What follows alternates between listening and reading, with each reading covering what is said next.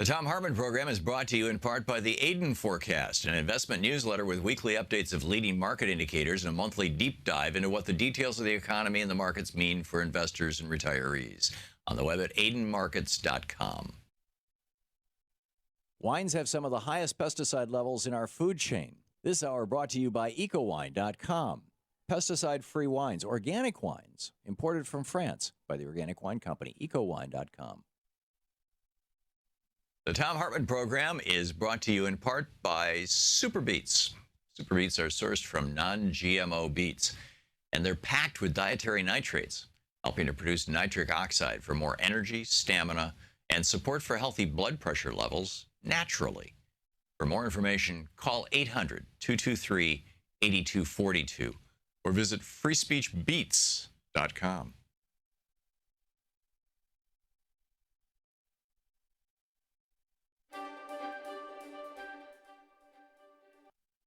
And welcome back. Thom Hartmann here with you, and this is the first day of the Free Speech TV fundraising drive or membership drive, or all of the above. Really make America great. I don't know. And Free Speech, we have talked so many times about the importance of Free Speech TV, specifically alternative media in general, and the problems that we have with corporate media, where you get a network like NBC, MSNBC that's owned by Comcast, and they will not talk about net neutrality, even though it's one of the biggest issues of our day. And Ajit Pai, the new head of the FCC, is dedicated to destroying net neutrality. You get a network like CNN that's owned by Time Warner that wants to merge with AT&T, and they're not talking about corporate power or giant mergers because they are that. Right, and obviously Fox News, owned by a billionaire, they're not going to talk about any issues that are of benefit or value to average working people. It's all about things that are benefiting millionaires and billionaires, wrapped up in ways that make average working people think they're talking to them, but they're not. And they know it, and you and I know it. And that all points to the absolute, not just importance, but vitality, urgency of keeping Free Speech TV alive and on the air and growing Free Speech TV. And if anybody's going to be pushing back against this administration, if anybody's going to be looking out for democracy in the United States, it's happening right here on Free Speech TV. And that's why it's so important that you call now, 877-378-8669, and make a donation today to Free Speech TV. Kick off our fundraiser, our membership drive. Become a member. If you're not a member yet, you can sign up when you call, and you become part of something really extraordinary. Now we've got some premiums for people who make donations at certain levels. With a $60 gift, you get the Free Speech TV water bottle. So it's very nice, and $60, it's a great gift. Thank you for if you can afford $60. With a $120 gift, you get a copy of Sarah Van Gelder's book. Sarah was on our program a couple weeks ago. It's called The Revolution Where You Live, Stories from a 12,000-Mile Journey Through a New America. And Sarah took this trip and has these just remarkable stories to tell about it. With the $150 gift, you get The Revolution Where You Live book, and you get the Spirit of Standing Rock DVD. That's with a $150 gift. With a $240 gift, you get the Spirit of Standing Rock DVD, you get the Free Speech TV water bottle, you get the Free Speech TV grocery bag, and you get a Free Speech TV bumper sticker. That's with $240. And with $360, with a $360 gift, you get Sarah's book, The Revolution Where You Live. You get the Free Speech TV grocery bag, a Free Speech TV hat, a Free Speech TV hand fan, and a Free Speech TV bumper sticker. And with a $1,000 gift, come to Washington, D.C., and I'll buy you a lunch. We'll have a pizza party here in D.C. with a $1,000 gift. So those are the premiums and the I don't know what the proper phrase is, kind of price points or whatever. But the reality is that any amount that you can give, and also you can give the amounts as, you can say, just put this on my credit card right now, or you can say, charge my credit card over a period of time. A $60 gift over the course of a year becomes $5 a month. A $120 gift becomes $10 a month. 240 is $20 a month, 360 is $30 a month. It's one of the reasons why we're using these numbers. So you could do it either way.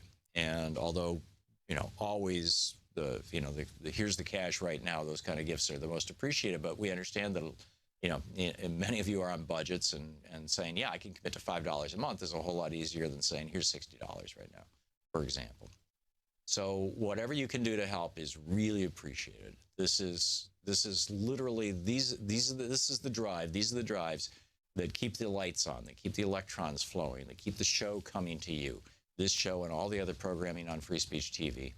And, hopefully by the end of this fund drive, we'll have had enough success that we can start talking about, maybe we can even take some, earn enough money, raise enough money on this fund drive that we can even talk about maybe adding another program to Free Speech TV, expanding the network, which is, one of all of our goals. We want this network to be powerful and viable. I mean, this is a key to democracy, is independent media. Thomas Jefferson got it right. He was savaged by the newspapers in the election of 1800. And the election of 1804, it happened all over again. Only in the election of 1804, they were coming after him about Sally Hemings. And of course, now we know that he was hiding a horrible secret. But it was still, he was, even when his secret was at risk of being exposed, he said, I'd rather have I'd rather have a country with newspapers rather than a government than government and no newspapers. That's how vital the media is. So please call now. 877-378-8669 is the telephone number, 877-378-8669.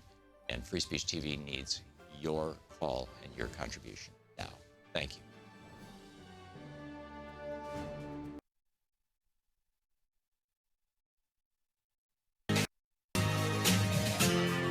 This is the Thom Hartmann Program. And greetings, my friends, patriots, lovers of democracy, truth, and justice, believers in peace, freedom, and the American way. Thom Hartmann here with you. And very pleased to have in the studio with me today David Frum, the former speechwriter for George W. Bush, now the senior editor with The Atlantic. TheAtlantic.com is the website, as I recall.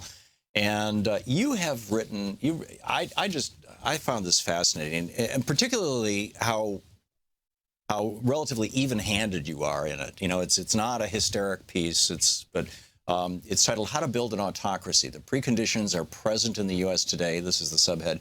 Here's the playbook Donald Trump could use to set our country down a path toward illiberalism. Yes. Why don't you tell us about this? Well, the piece of context people need to have is that we already live in an age of democratic decline.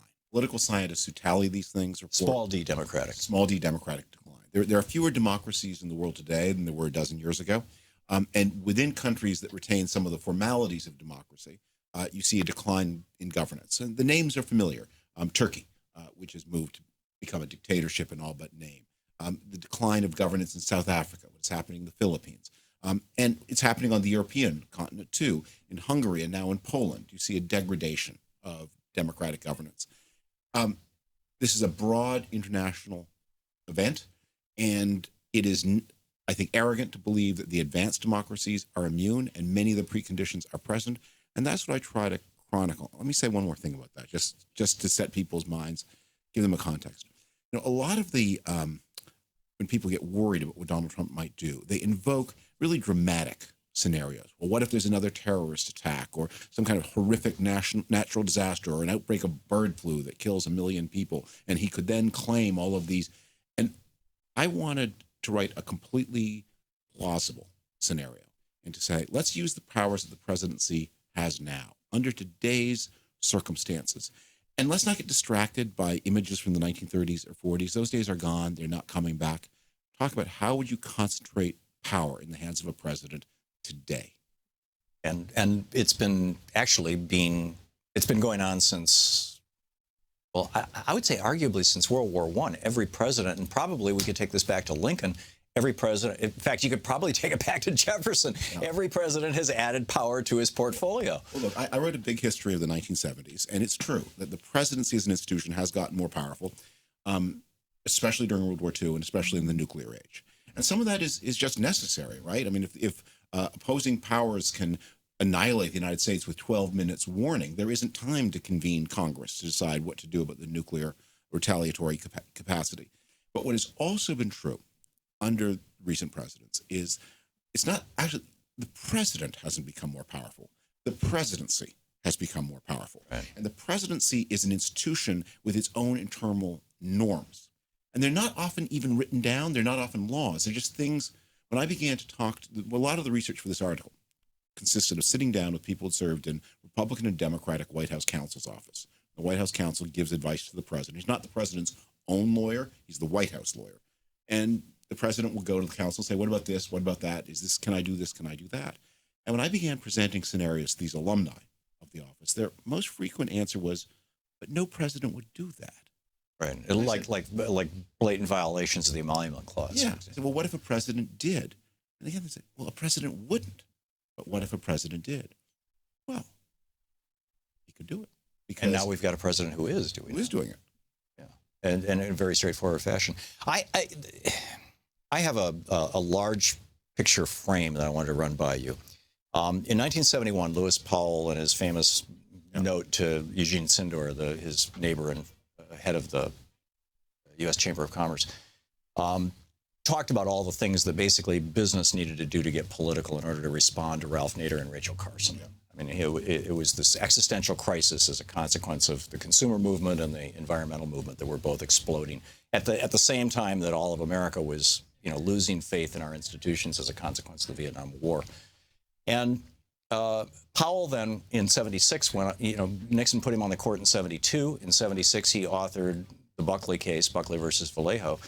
From literally the founding of our country until 1976, handling money, giving money to politicians, giving money to political parties had been considered a behavior that could therefore be regulated. And what Buckley said in 76 was, no, it's not a behavior. It's constitutionally protected free speech. 2 years later in the Bilotti case, First National Bank versus Bilotti, they extended that to corporations in 78. And it seemed, and then looking at that, it seems like the response to that was that by 1980, the Republicans had figured this out, and business had figured this out, that there's this huge wide open barn door, let's run through it. And the GOP, particularly through the Reagan administration, became increasingly captured by big corporate money. And it's so captured today that you've got virtually every member of the GOP willing to lie about science on live television, including people in the president's cabinet. That's the Republican Party. In the Democratic Party, in 88, 89, Al Frum came up with this idea, okay, the GOP is killing us with regard to the unions. We need more money. Where can we get money? Well, let's find corporations, institutions that are not the dirty, polluting ones. So we'll go with the banks and the high-tech people, and let's get their money. And created the DLC, and him and Bill Clinton kind of rode that into the White House in '92. And gradually, much of the Democratic Party also became captured by corporate power, billionaire power. Through this mechanism that was amplified in 2010 with Citizens United. So now we've got at least a full party and a half, and maybe a party and three-quarters that are captured by these essentially oligarchic powers, to the point that Jimmy Carter came on this program last year and said the United States is no longer a functioning democracy. We are now really an oligarchy. Your thoughts on that narrative? Well, I think if you're to deal effectively with Donald Trump, you must accept the degree to which he is a new thing. And people on the right and people on the left have to accept that some of their traditional ways of understanding American politics have been rendered obsolete. The Donald Trump campaign was, if nothing, a live experiment in the importance of money in politics. And he proved it mattered a lot less than anybody thought. Well, you're pointing out that Hillary Clinton spent twice as much as... Look at the Republican primaries. Look at what Jeb Bush raised. $170 million. What did it buy? Look at what Scott Walker raised. What did it buy? And indeed, one of the things, I've written about this for The Atlantic, Citizens United turned out to be a total trap for Republican politicians.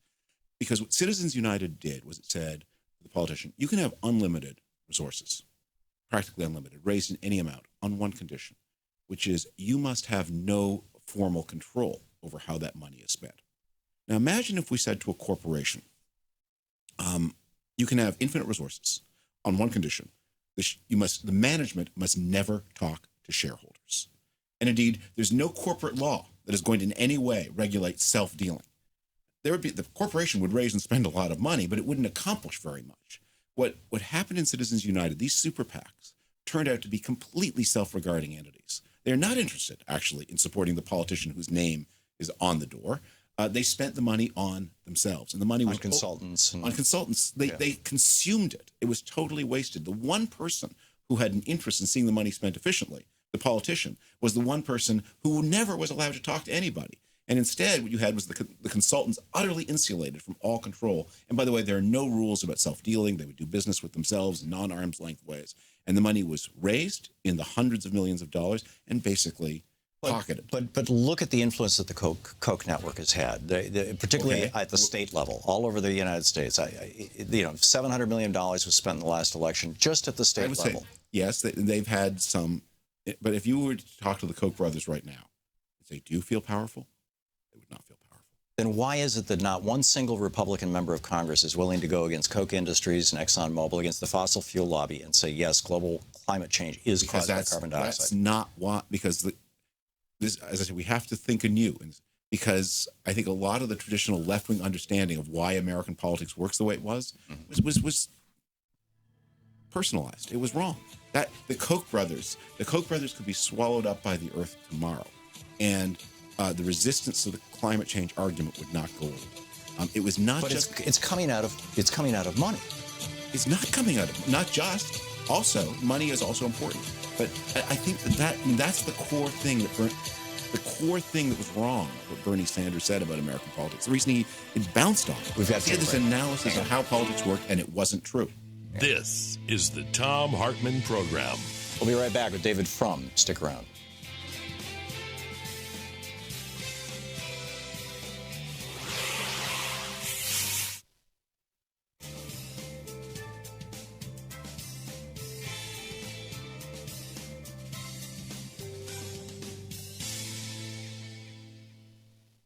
And we're back. We're talking with David Frum, the editor, the senior editor of The Atlantic, theatlantic.com, and his new piece, How to Build an Autocracy. So if money isn't the reason why all these Republicans, and this is just one example, we could come up with dozens, if it's not the reason why Republicans are, and some Democrats are dancing to the tune of industry, then what is? You have to accept the degree to which. Look, I realize there are powerful reasons why both Republicans and Democrats want to place Donald Trump in succession as just another Republican. Maybe a little more vulgar than some of his predecessors, but essentially continuous. And that's really not true. At least that's the argument of my piece, the contention of my piece, is that is not true. This is a discontinuous event. And a lot of the reasons why the system has failed to react effectively to him is because Republicans and Democrats, for their own reasons, each for their own reasons, won't accept how discontinuous this is. So Democrats, because especially on the left, they say he's another Republican. He's as more oafish and overbearing and gross than Marco Rubio, but the same thing. And therefore, we're going to beat him using the same ways. And so a lot of the first resistance to Donald Trump focuses on the traditional Democratic themes. And unsurprisingly, they're working even less well than they would work against Marco Rubio. And on the Republican side, many people are making adjustments to Trump because they will say, well, he's kind of oafish and gross, but we can count on him to support our pre-existing agenda, so we'll work with him. And they are also discovering that's not true. Donald Trump does not keep faith on the traditional Republican agenda. He is a new kind of thing. And the argument of this, you need to understand, says my article, that Donald Trump has a lot more in common with Viktor Orban in Hungary, with the post-Mandela rulers, with Jacob Zuma in South Africa, with Duterte in the Philippines, with Erdogan in Turkey, than he has with Marco Rubio or Scott Walker or Ted Cruz. I agree, but much like, if we want to wander into the realm of hysteria, much like Hitler and Mussolini and Franco, none of those guys could be where they are if they didn't have at least titular support among the essentially the elite power structure of their countries. Well, first, I think those analogies are extremely counter-helpful to understanding what is going on today. And that's, again, one of the points of the that you're not going that if you are training your eye to look for mobs in the streets, uniformed men, ranting dictators, then you're going to miss the dangers to your society because it's not going to look like that. We don't live the way we did in the 1940s. So one of the things I talk about in the article is you're not going to have stormtroopers taking control of sidewalks in societies where people don't use sidewalks.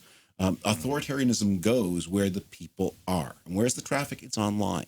And so the act of the one tiny little bit of the analogy I'll allow is that one of the things that historical authoritarianism tries to do is drive people out of the public realm into the private realm.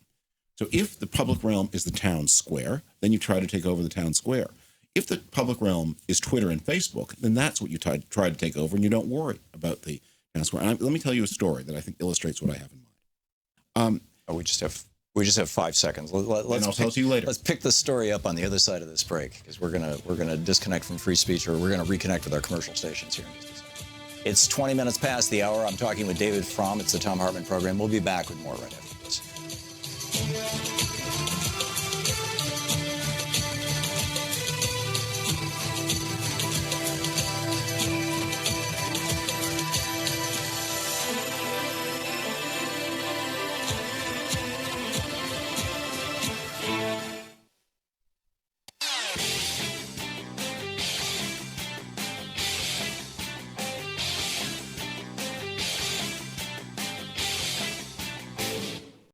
This year's election results have generated fear, sadness, and despair. In the days and months ahead, our democracy may face a crisis of historic proportions. But there is good news. There is good news. There is good news. Thousands of people are stepping forward in solidarity, resistance, and resolve. We join them. We join them. We join them. In standing with the most vulnerable communities among us. Those most likely to be targeted by new restrictions and policies. We will tell their stories here. Here on Free Speech TV. We will lift their voices here on Free Speech TV. In the difficult times ahead, know that we will be with you 24 hours a day, every day. You are not alone. You are not alone. You are not alone. There are millions of us. Raising our voices and hearts together as one. We've got your back. We got your back. Free Speech TV's got your back. The revolution is in progress. And welcome back. Thom Hartmann here with you in the studio with me, David Frum. By the way, you can tweet him at David Frum. You can read his piece at theatlantic.com, the article he wrote, How to Build an Autocracy. And David, you were just pointing out that basically I'm coming out of this apparently kind of old political worldview of let's call it familiar. Money politics, power politics. And you're saying Trump has broken the mold. This is a completely different thing. This is more like Turkey than it is like anything we've ever seen in the United Hungary States. is really the example. I spent a month in Hungary in the spring of 2016, and you could see the Orban method, and the Trump method is reminiscent. So Hungary's a member of the European Union. It's a signatory to the European Convention on Human Rights. It's in many ways they have continued to have elections, and they're free and more or less fair. And there's no violence. There's no violence. Orban has not wrongfully arrested anybody. No brown shirts. Yeah. Much less murdered anybody. But it's not a free country. And the best thing that was the most helpful thing that somebody said to me when I was there that sort of helped me to understand what Trump is doing. The benefit of controlling a modern bureaucratic state is not the ability to persecute the innocent. That's too dangerous and risky. It is the ability to protect the guilty. And you see so much of the Trump method is about that. Is you have three people who have broken the same rule. The two who have not been your friends get the law. The one who has been your friend gets protection. That's why this nomination to be U.S. Attorney for the Southern District of New York is so important.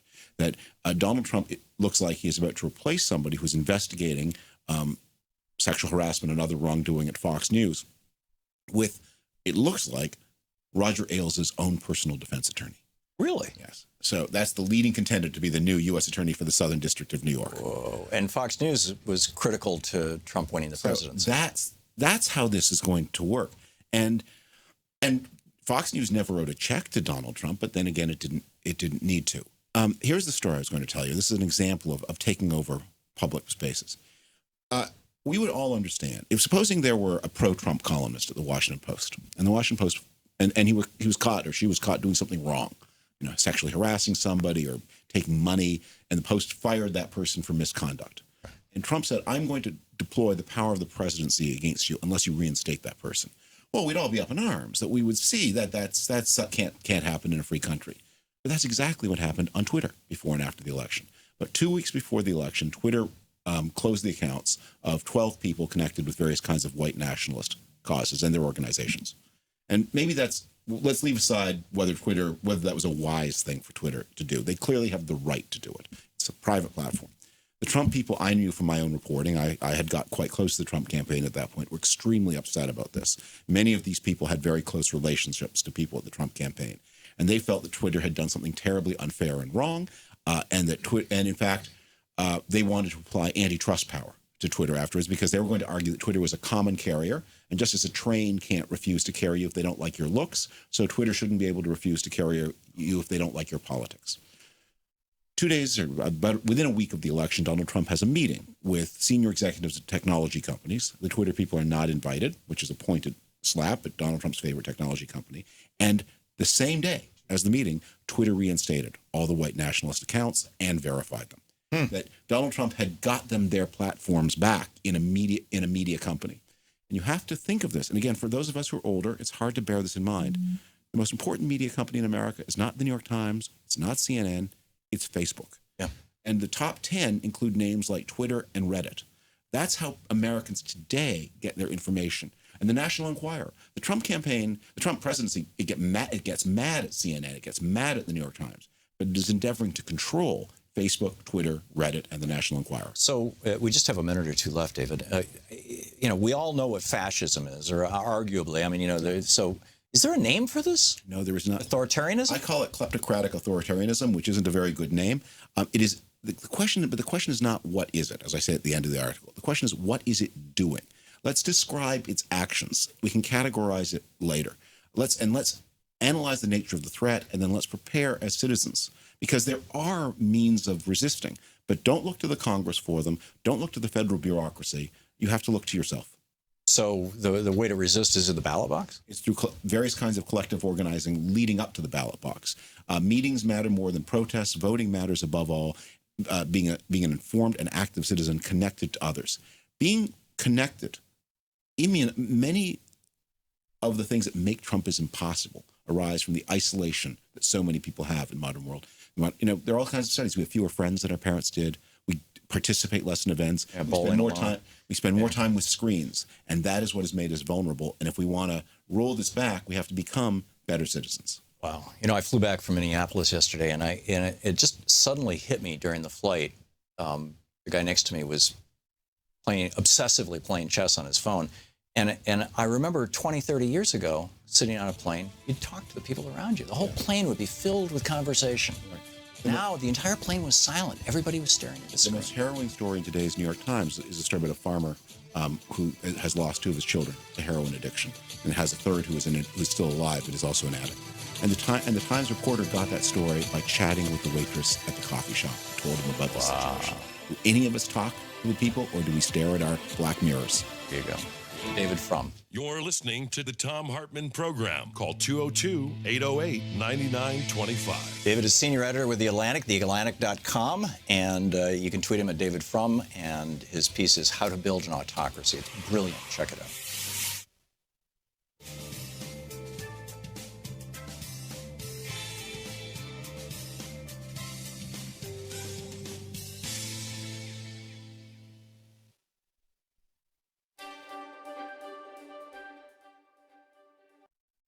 And welcome back. Thom Hartmann here with you, and this is the first day of the Free Speech TV fundraising drive or membership drive, or all of the above.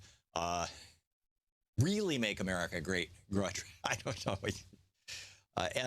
And Free Speech, we have talked so many times about the importance of Free Speech TV, specifically alternative media in general, and the problems that we have with corporate media, where you get a network like NBC, MSNBC that's owned by Comcast, and they will not talk about net neutrality, even though it's one of the biggest issues of our day. And Ajit Pai, the new head of the FCC, is dedicated to destroying net neutrality. You get a network like CNN that's owned by Time Warner that wants to merge with AT&T, and they're not talking about corporate power or giant mergers because they are that, right? And obviously Fox News, owned by a billionaire, they're not going to talk about any issues that are of benefit or value to average working people. It's all about things that are benefiting millionaires and billionaires, wrapped up in ways that make average working people think they're talking to them, but they're not. And they know it, and you and I know it. And that all points to the absolute, not just importance, but vitality, urgency of keeping Free Speech TV alive and on the air and growing Free Speech TV. And if anybody's going to be pushing back against this administration, if anybody's going to be looking out for democracy in the United States, it's happening right here on Free Speech TV. And that's why it's so important that you call now, 877-378-8669, and make a donation today to Free Speech TV. Kick off our fundraiser, our membership drive. Become a member. If you're not a member yet, you can sign up when you call. And, you become part of something really extraordinary. Now, we've got some premiums for people who make donations at certain levels. With a $60 gift, you get the Free Speech TV water bottle. So, it's very nice, and $60, it's a great gift. Thank you for if you can afford $60. With a $120 gift, you get a copy of Sarah Van Gelder's book. Sarah was on our program a couple weeks ago. It's called The Revolution Where You Live, Stories from a 12,000-Mile Journey Through a New America. And Sarah took this trip and has these just remarkable stories to tell about it. With the $150 gift, you get the Revolution Where You Live book, and you get the Spirit of Standing Rock DVD. That's with a $150 gift. With a $240 gift, you get the Spirit of Standing Rock DVD, you get the Free Speech TV water bottle, you get the Free Speech TV grocery bag, and you get a Free Speech TV bumper sticker. That's with $240. And with $360, with a $360 gift, you get Sarah's book, The Revolution Where You Live. You get the Free Speech TV grocery bag, a Free Speech TV hat, a Free Speech TV hand fan, and a Free Speech TV bumper sticker. And with a $1,000 gift, come to Washington, D.C., and I'll buy you a lunch. We'll have a pizza party here in D.C. with a $1,000 gift. So those are the premiums and the I don't know what the proper phrase is, kind of price points or whatever. But the reality is that any amount that you can give. Oh, and also you can give the amounts as you can say, just put this on my credit card right now, or you can say charge my credit card over a period of time. A $60 gift over the course of a year becomes $5 a month. A $120 gift becomes $10 a month. $240 is $20 a month. $360 is $30 a month. It's one of the reasons why we're using these numbers. So you could do it either way.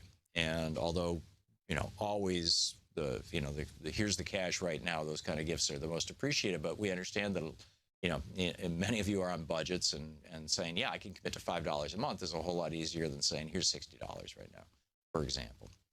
So whatever you can do to help is really appreciated. This is literally this is the drive. These are the drives that keep the lights on, that keep the electrons flowing, that keep the show coming to you. This show and all the other programming on Free Speech TV.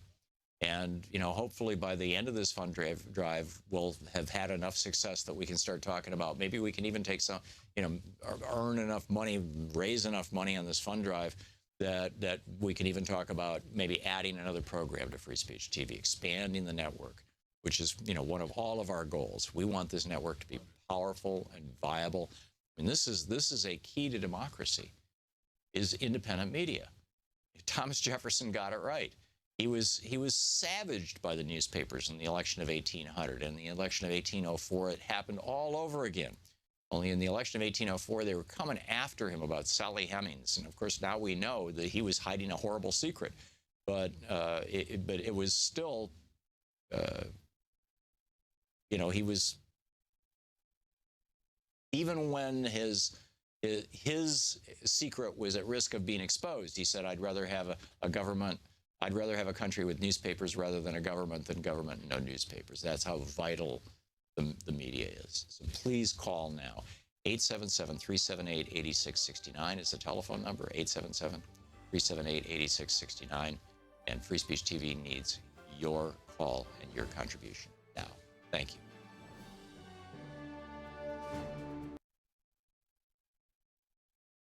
Hey, want to hear that clip again? Subscribe to the Thom Hartmann Program on YouTube to see all your favorite show highlights. And the issues we care about are at hartmanreport.com. Members of our community can comment and join the conversation. Welcome back. So we have David Frum saying basically this is not fascism. This is not government being captured by corporate forces, which is essentially the definition of fascism, the merger of corporate and of corporation and government, creating a corporate state, essentially. I think that maybe he and I are have somewhat different focuses. He's looking at Trump. I'm looking at the Republican Congress. He's more concerned that Trump is turning us into a authoritarian kleptocracy, his phrase. And I think that that's a legitimate concern, and that's actually what's happening. And that the way they do that is not by punishing people, like me, who criticize them, but rather by rewarding people like Steve Bannon who empower them. And, Sean Hannity and Tucker Carlson, and this long list. Is this how democracy dies? You're welcome to call on any topic you'd like. We're just kind of always do anything goes here. But at the same time, I'm curious your thoughts on David's theory, on my theory, and on which way this is going to go. Omar in Herndon, Virginia. Hey, Omar, you had some thoughts on this? Yes, Tom. Thank you so much for taking my call. If listening to both of you, David Frum, I think he kind of has a valid point, and I think the Twitter example is a perfect one. But I wanted to say is that the monument class, for example, I had a contract with the State Department teaching French and Arabic to Foreign Service officers for 8 years. Last week I was told my service is no longer needed, and it's been taken over by a company that's going to be teaching these languages. Now, looking at that company, is it possible that Trump owns stock in that company, or one of his sons, Udes or Kuses, owns stock in that company, or Kushner? I mean, that's what we need to know, and it's been bothering me all over. Or is it just a company that's made large campaign contributions to him? Exactly, and it's just really disturbing. I mean, we can't tell, Right. and I was charging them less than what the company is going to be charging. And there's 1,000 of us like us. We used to go online and set up a contract individually with the State Department, with the U.S. government, but now you can't do that anymore. And then just an example of how corporation basically taking over the whole entire government. When did so your company, Omar, or your small company, used to provide translating services to the U.S. government? You just lost that contract in the last week or so, and you said last Friday. Yeah, okay, last Friday. You said you used to be able to go online and set these up. When did that go away? It started basically since January. That is being taken off the website, the State Department website. You no longer have access to it. Just since the Trump presidency? Yes. Basically, that ability is no longer there because I refer other people to go on. It's not available anymore. And now we don't even know how, if someone else want to do that, where do they go about? There's no information who to contact. The website has been taken down. The way I did it, I went online. I submitted. They did background. They did a lot of different investigation on me. It took almost a year before I got the contract because I do background. And it was just more of like small individuals. You just go and apply. And you just teach Foreign Service officers, and you teach about also the cultures, what to do and what not to do. So these companies, I mean, I don't know whether they're going to hire me or not, but I'm just saying, it will bother me that this could be someone else could be benefiting. Somebody from the Trump administration or one of the or one of the Republicans could be benefiting. And well, if we are really a kleptocracy, it almost requires somebody to benefit. I mean, that's there has to be a thief. There has to be a kleptocrat. That's fascinating. Omar, I've got to move along, but thank you for the call, and thanks for sharing your story with us. It's another piece in the puzzle. It's remarkable. John in Minneapolis. Hey, John, what's on your mind today? Yeah, I just wanted to say, as far as the separation between people, I think it really goes back to a philosophy, the philosophy of materialism and capitalism that's been, fostered or, has been lobbed onto us and pushed onto us for literally decades. And I think that it's so extreme, and it's just as extreme, I would say, as the materialism of Marxists, that all history is defined by a very simplistic formula, and we're all just individuals, and we have no connection with each other.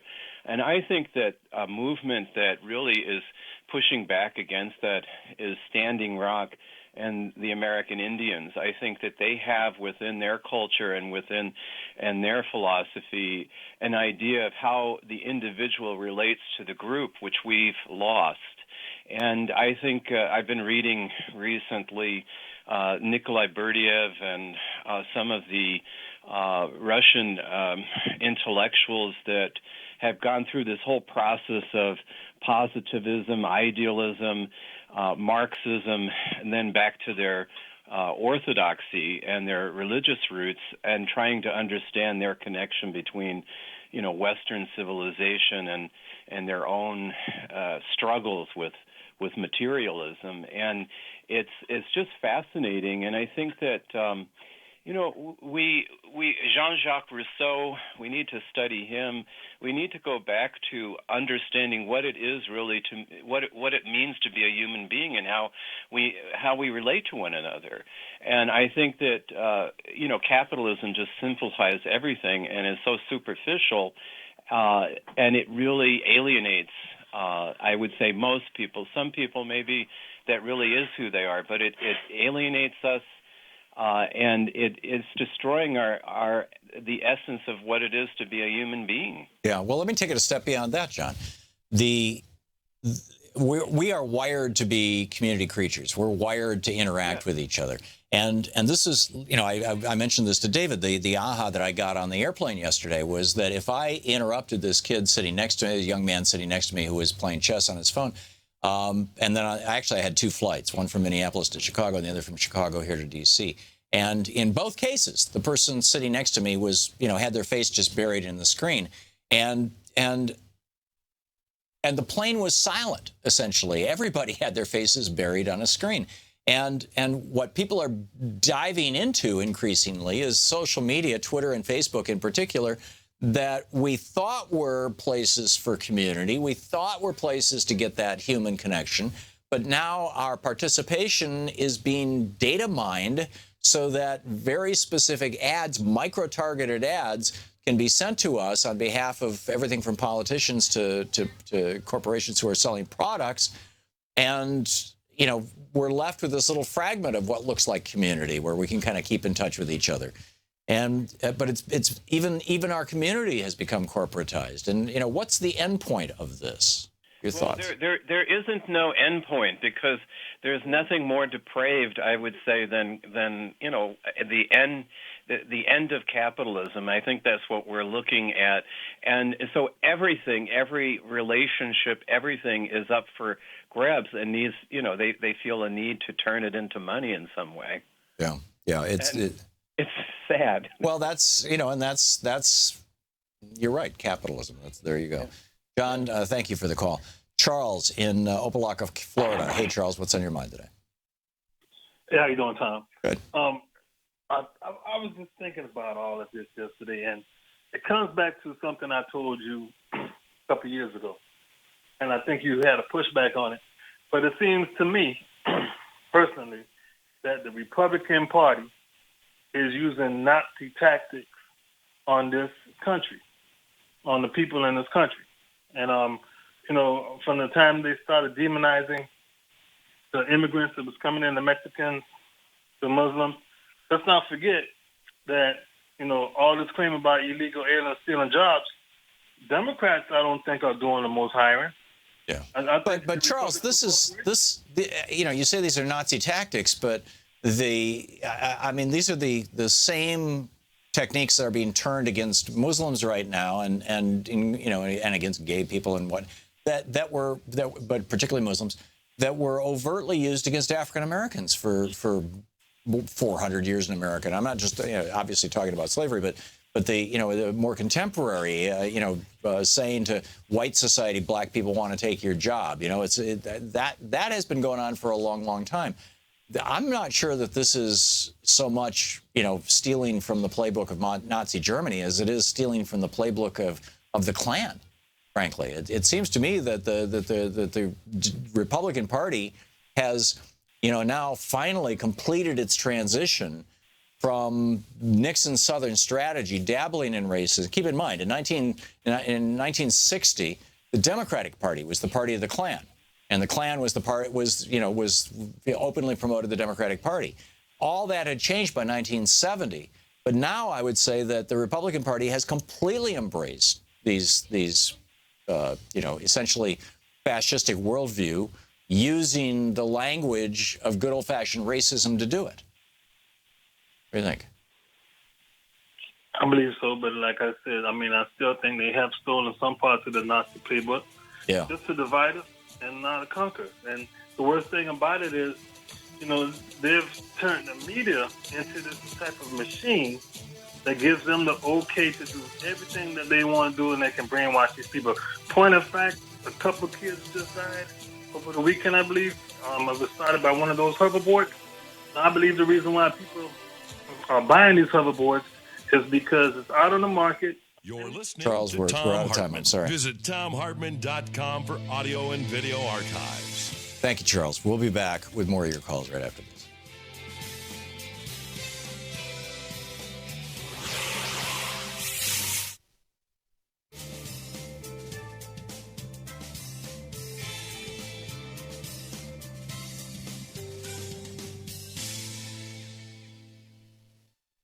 And welcome back. Michael in Winter Haven, Florida, watching Free Speech TV on DirecTV. Hey, Michael, what's on your mind today? Hi, Tom. I'd like to respectfully disagree with David Frum. Not long ago, you recommended some books to read in light of Trump's victory and presidency. I've already read Sinclair Lewis's It Can't Happen Here. And boy, was that was eerie. Prescient. How closely, there's a template. I guess what I'm getting at is there's a template that needs to be followed. And I think the so-called Trump administration is following it.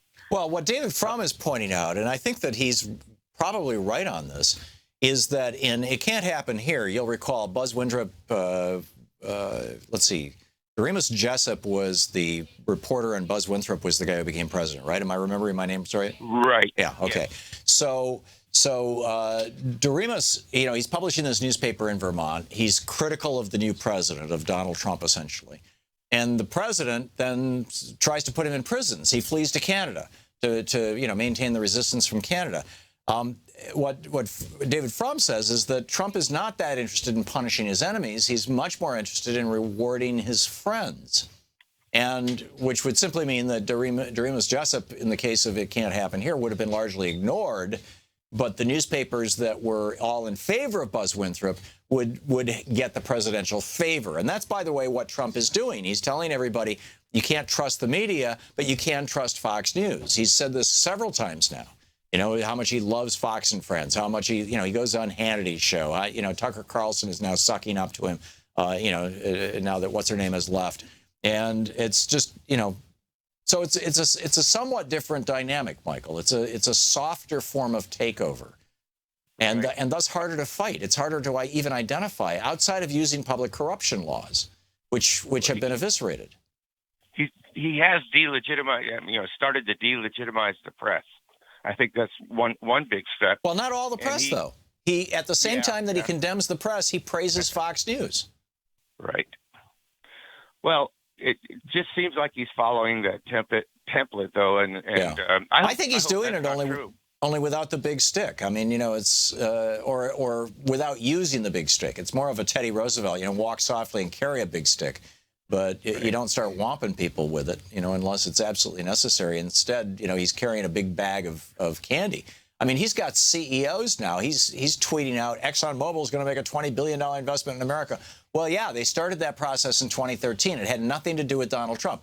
ExxonMobil is not going to say, Trump is lying about this. They're not going to say, oh, Trump is just exploiting an investment that we started 4 years ago. Right. Carrier is not going to say, yeah, we kept those 800 jobs in Indiana, but we only did so because Mike Pence got the Indiana Development Fund to give us hundreds of millions of dollars. They're going to say, yes, hail Trump. We love him. Everybody wants to be on his good side, or at least everybody in business, because if you're on his good side, you make more money.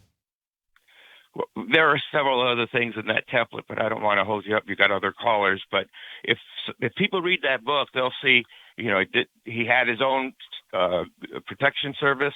Right. Trump has that. It is kind of eerie to me, but yeah, Trump is hiring kind of Blackwater type guys. Plus, he had a bunch of a motorcycle gang protecting him someplace recently. One of his speeches recently. Good point, Michael. I need to go back and reread the book. In fact, there was a time back 15 years ago or so, we tried to contact the estate of Sinclair Lewis because I wanted to rewrite the book using more modern language, and we could never find a copyright holder. We'll be back.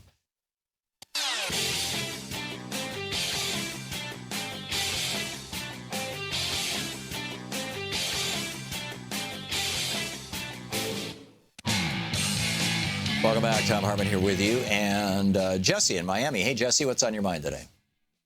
Hey, hi, Tom. Tom, hey, we know we're in a situation where, the politics is really corrupt. So we're seeing around the world and through history, you can vote out, get rid of politicians, but how do you get rid of the money changers? How do we vote out the billionaires? Well, that you have hit the most important question, Jesse, and this is how do we go back to pre-1976 and start saying giving money to politicians is something that we can regulate once again. And this is, by the way, I disagree with David Frum on this. I think that we're seeing the supremacy of money in politics, and we're seeing it with the Republican takeovers of 32 states now. Getting them close to the 34 states, they're going to need to hold a constitutional convention, which I wrote about on Alternet over the weekend. And I'm going to get into a rant about it a little later on in the program. Jesse, thank you. You put your finger on the big question. Jim in San Diego. Hey, Jim, what's up? Hey, Tom, how are you? Good. I went to the Duncan Hunter congressman town hall meeting and had a... Well, that's interesting. A Republican congressman. Very interesting day, yes. And he is a Trump supporter of the highest order. I think that, there's so many things that he said that were pro-Trump, but I wanted to focus on one thing that I thought you would find fascinating. In San Diego, we had a huge a spill from the Tijuana side. It came over and literally went up almost 10 miles of open, raw sewage from the Mexican side and closed the beaches after all the rains in California. So this is how Hunter referenced it, and this is, in my opinion, why he's just completely unfit to be our congressman. I'm going to read what he said. Hunter referenced the sewage spill in Mexico that impacted Imperial Beach and said that none of us cared about it, meaning the Democrats, because it was not an American company that caused the spill. We don't actually care about the environment. We only care about finding and crippling American business. And he also had many rants about the health care, et cetera. That was a sarcastic statement, wasn't it? Absolutely. No, he's dead serious. Oh, I mean, wow. He is an arrogant SOB of the highest order. Yeah. And one thing we found out, what was a guy showed me a tape, and maybe you can look at it because it might be a story. He doesn't live in our district. He was found on TV to say he lived in a city in Orange County, and I'm wondering, is it legal for a congressman to represent you and not live in the district? That's a state law question, Jim. I was in Minneapolis over the weekend, and Minneapolis, St. Paul, and that question came up over the breakfast that we had Sunday morning, with a bunch of listeners from the local station, from KTNF. And apparently there's a congressman in Minnesota who doesn't live in his district as well. He's a Republican.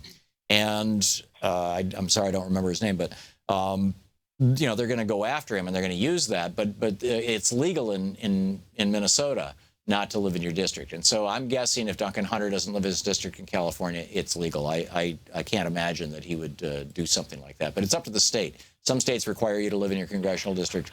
Most, I don't know if it's most states don't or if it's just, California and Minnesota. It's something to look up. I wanted to thank you for something very quickly. We've got an indivisible group working here, and this gal named Susan Dillman, who just is a phenomenal lady, working literally 6-7 hours a day. We're getting minimum of, like, we had 1,000 people out there on Saturday, and 300 of us got into the room. The meeting was at 10 o'clock. I got there at 6:15, and I barely got in the room. Wow. And, this is for the Duncan Hunter Town Hall. That's correct, yeah. Wow. And our district is extremely conservative. It's probably one of the more conservative districts in all of California. And yet I believe that this district is available to turn. It's going to take a lot of work. But what I'm hoping is a Democratic Party would put money into it. We get a good candidate. I think this guy's right because his dad was an extremely conservative representative, and this guy's a military veteran who trades on that. But he is right of Trump. I mean, he's even far more right than Trump is, and it was Jim, I agree with you, and I think that a lot of, quote, red districts or purple districts, all that means is that their get out the vote efforts and their targeting of Republican voters, potential Republican voters, has been more effective than the Democrats, and this is an area where I hope that Tom Perez starts moving the Democratic Party rapidly. Jim, thanks for the call. Grace in Southfield, Michigan. Hey, Grace, what's on your mind today? Hi, Tom. I'd like to speak about the interview you had with David Frum. He has a very narrow viewpoint of how Koch's money impacts our daily lives. While he says that, he's just a rich man, they're rich men, they really don't have any influence.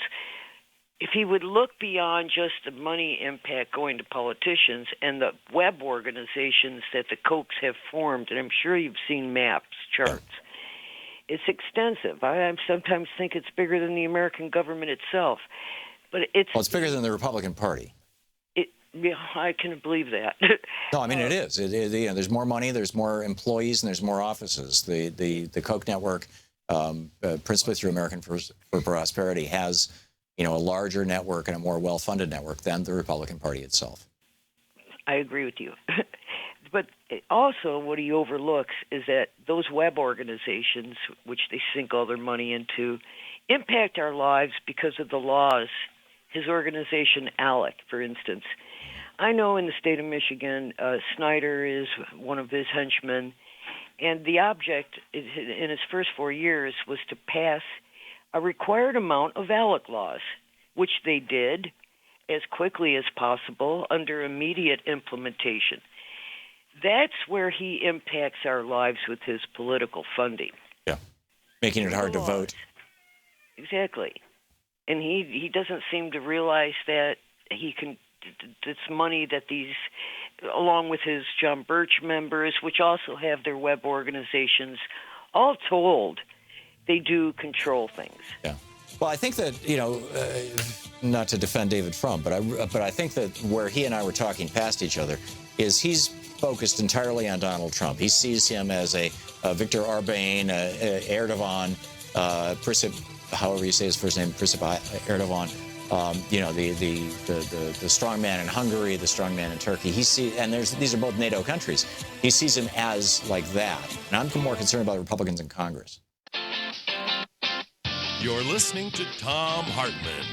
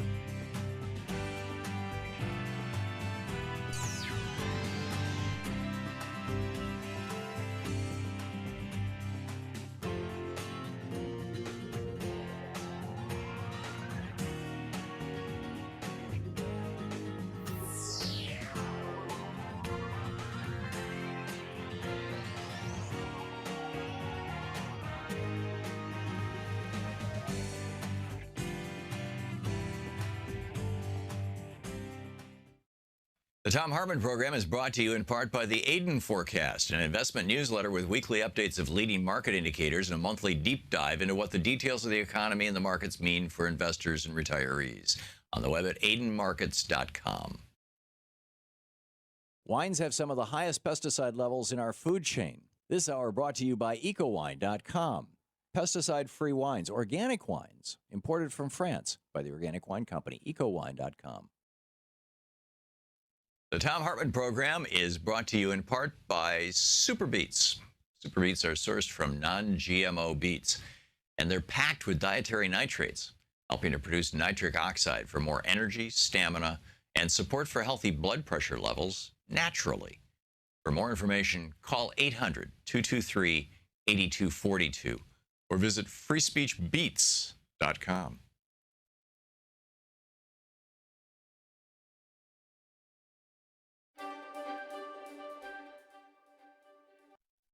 And welcome back. Thom Hartmann here with you, and this is the first day of the Free Speech TV fundraising drive or membership drive, or all of the above. Really make America great. I don't know. And Free Speech, we have talked so many times about the importance of Free Speech TV, specifically alternative media in general, and the problems that we have with corporate media, where you get a network like NBC, MSNBC that's owned by Comcast, and they will not talk about net neutrality, even though it's one of the biggest issues of our day. And Ajit Pai, the new head of the FCC, is dedicated to destroying net neutrality. You get a network like CNN that's owned by Time Warner that wants to merge with AT&T, and they're not talking about corporate power or giant mergers because they are that. Right. And obviously Fox News, owned by a billionaire, they're not going to talk about any issues that are of benefit or value to average working people. It's all about things that are benefiting millionaires and billionaires, wrapped up in ways that make average working people think they're talking to them, but they're not. And they know it, and you and I know it. And that all points to the absolute, not just importance, but vitality, urgency of keeping Free Speech TV alive and on the air and growing Free Speech TV. And if anybody's going to be pushing back against this administration, if anybody's going to be looking out for democracy in the United States, it's happening right here on Free Speech TV. And that's why it's so important that you call now, 877-378-8669, and make a donation today to Free Speech TV.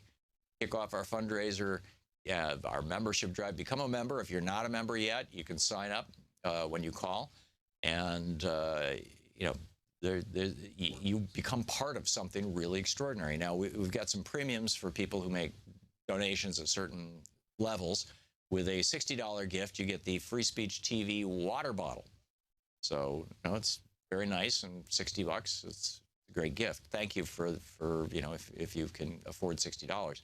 With a $120 gift, you get a copy of Sarah Van Gelder's book. Sarah was on our program a while ago, a couple weeks ago. It's called The Revolution Where You Live, Stories from a 12,000-Mile Journey Through a New America. And Sarah took this trip and has these just remarkable stories to tell about it. With a $150 gift, you get The Revolution Where You Live book, and you get the Spirit of Standing Rock DVD. That's with a $150 gift. With a $240 gift, you get the Spirit of Standing Rock DVD, you get the Free Speech TV water bottle, you get the Free Speech TV grocery bag, and you get a Free Speech TV bumper sticker. That's with $240.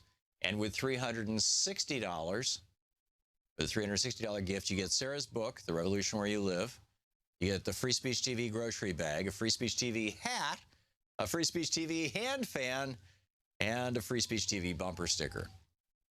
And with a $1,000 gift, come to Washington, D.C., and I'll buy you a lunch. We'll have a pizza party here in D.C. with a $1,000 gift. So those are the premiums and the I don't know what the proper phrase is, kind of price points or whatever.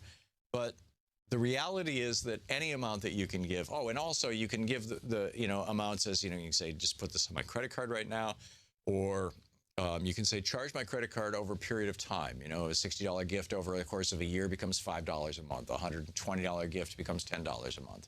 240 is $20 a month, 360 is $30 a month. That's one of the reasons why we're using these numbers. So you could do it either way.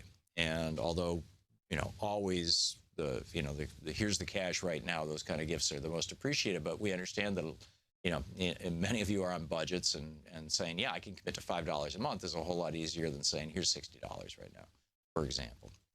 So whatever you can do to help is really appreciated. This is literally, this is the drive. These are the drives that keep the lights on, that keep the electrons flowing, that keep the show coming to you, this show and all the other programming on Free Speech TV. And, hopefully by the end of this fund drive, we'll have had enough success that we can start talking about, maybe we can even take some, earn enough money, raise enough money on this fund drive that we can even talk about maybe adding another program to Free Speech TV, expanding the network, which is, one of all of our goals. We want this network to be powerful and viable. I mean, this is a key to democracy, is independent media. Thomas Jefferson got it right. He was savaged by the newspapers in the election of 1800. In the election of 1804, it happened all over again. Only in the election of 1804, they were coming after him about Sally Hemings. And of course, now we know that he was hiding a horrible secret. But it was still, he was, even when his secret was at risk of being exposed, he said, I'd rather have a government, I'd rather have a country with newspapers rather than a government than government and no newspapers. That's how vital the media is. So please call now. 877-378-8669 is the telephone number, 877-378-8669. And Free Speech TV needs your call and your contribution now. Thank you.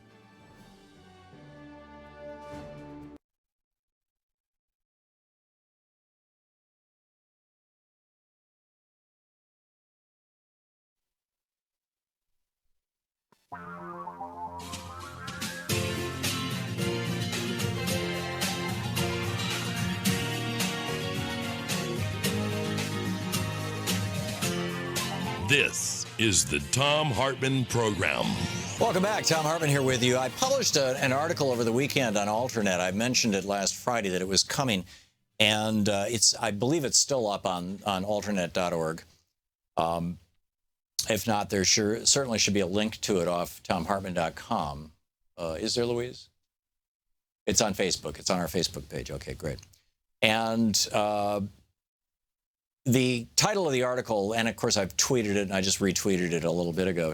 Right-wing billionaires have a project to rewrite our Constitution, and they are shockingly close to pulling it off. And I started out talking about, imagine a new Constitution, one that bars the EPA and the Department of Education from even existing. All union protections are dead. There's no federal workplace safety standards. Even the child labor laws have been struck down, along with the national minimum wage. No more minimum wage. Imagine that the Constitution makes it illegal for the federal government to protect you from big polluters, from big banks, from big food, big pharma, from being poisoned by them. All are free to rip you off or poison you all they want. And your only remedy is in the state courts or the legislatures, because the Constitution prevents Congress, federal Congress, from doing anything about it. The federal government can't even enforce voting or civil rights laws. To add injury to insult, the federal government has shut down Social Security, Medicare, and Medicaid, because all those programs, along with food stamps, housing supports, and any programs that help the middle class, the less fortunate, or disabled, are, quote, beyond the reach of what the federal government can do. And then I say, a few years ago, it would have been a thought experiment. Now it's nearly reality. There is a website. It's called conventionofstates.com. And you go over there and you can sign up. In fact, I encourage you to, find out what these people are up to.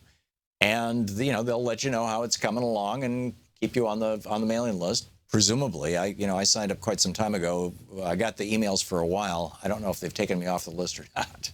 They probably did the first time I started talking about this on the radio. But, there's a couple of ways to amend the Constitution. The way that it has been amended 27 times, the first time in a package of 10 amendments, that was the Bill of Rights, and then, one at a time after that, but it's been done 27 times since the founding of our country, is that Congress comes up with the constitutional amendment by a 2/3 majority in both houses, and they then push that out to the states, where 3/4 of the states have to ratify the proposed amendment to the Constitution. And as I said, it's been done once as a package of 10. It's been tried once as a package of 3. That's the 13th, 14th, 15th Amendments that basically ended slavery and, reset this country after the Civil War. But they were not passed as 3. They were passed separately, one at a time. So that's one way to amend the Constitution. A second way to amend the Constitution is for the amendment process to begin at the state level. And this does not require Congress. The states themselves can call a convention. This has never happened because it takes 2/3 of the states. It would take right now 34 states to say, we want a constitutional convention. And then once they have come up with a package of, now they can do it one way or the other. Either an individual amendment can be offered, and this is what Move to Amend and Public Citizen and other good government groups are doing, is they're saying, okay, here's a proposed amendment. It says corporations are not people, money is not speech. It basically rolls back these laws, these policies, these definitions that have been created out of whole cloth by the Supreme Court. And so it's just reversing Supreme Court doctrine, essentially. Now, you've got people on the right who are, pushing the same thing. They want a constitutional amendment that'll outlaw abortion. They want a constitutional amendment that'll outlaw the income tax. They want a constitutional amendment that will require a balanced budget, for example. So that's the one-at-a-time strategy. And then there's the let's do it all at once strategy, which is where you call a convention, you get everybody together, you go through the whole Constitution, and you say, okay, I want to amend this, I want to amend this, I want to amend this, I want to amend this.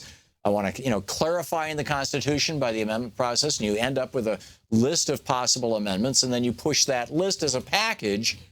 You don't have to go through Congress. If it starts with the states, all it takes is, as I said, 34 states to pull the thing together, 38 states to ratify it. 2/3 have to call the convention, 3/4 have to ratify the result of it. And boom, you slap 5 new amendments on the Constitution, and you've effectively rewritten the entire document.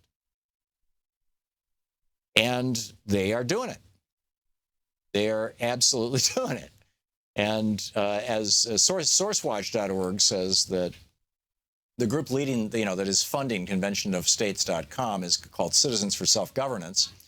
If you go to sourcewatch.org and plug that in, they say it's a right-wing political organization tied to Eric O'Keefe that is campaigning for an Article 5 convention to amend the U.S. Constitution. Through its Convention of States project, CSG promotes an effort to amend the U.S. Constitution pursuant to Article 5, which provides a 34-state, I've already told you that.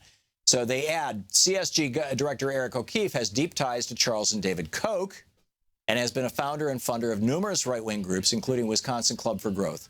Through its Convention of States project, it is pushing for a constitutional convention in order to severely restrict federal power, for example, by redefining the Commerce Clause to prohibit Congress from enacting child labor or anti-discrimination laws, or by adding a balanced budget requirement. And then I quote from Wikipedia, but they're quoting from other sources. I probably should have used the original sources, but, if you're doing a high school term paper, use the original sources. As I say, I should have. Anyhow, this is what Wikipedia noted. In December 2013, nearly 100 legislators from 32 states met at Mount Vernon to talk about how to call a convention of states. This was 3.5 years ago. In February 2014, U.S. Senator Tom Coburn announced his retirement from Congress and said he was going to focus on promoting the Convention of States. In 2015, Marco Rubio endorsed the CSG's efforts to call an Article 5 convention. In January of last year, 2016, Texas Governor Greg Abbott called for a convention. As of 2016, this call for a convention of states has already passed the legislatures of Georgia, Florida, Alabama, Alaska, Tennessee, Indiana, Oklahoma, and Louisiana. They are on a roll. They are moving forward on this thing. And, they've got there's no turning back here. They want to have a constitutional convention to amend the Constitution. One of the amendments that's been proposed is to basically reverse the 16th Amendment, to do away with the legal right to collect income taxes. Which takes us to an amazing piece by Patricia Cohen in the New York Times over the weekend. It's titled, Profitable Companies, No Taxes. Here's how they did it. How does a billion-dollar company pay no taxes? And, she just lays it out. This is companies with the biggest tax subsidies over the 8 years the Institute's report looked at. This is from a group called the Institute on Taxation and Economic Policy. Nearly 40% of the largest companies in America paid no taxes in at least 1 year between 2008 and 2015. 18, including General Electric, International Paper, Priceline.com, and PG&E, incurred a total federal income bill of less than zero over the entire 8-year period, meaning they received rebates. So here are the subsidies that you and I gave to these companies. You and I gave AT&T.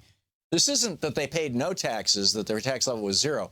They paid negative taxes, which is to say they got tax money from you and me.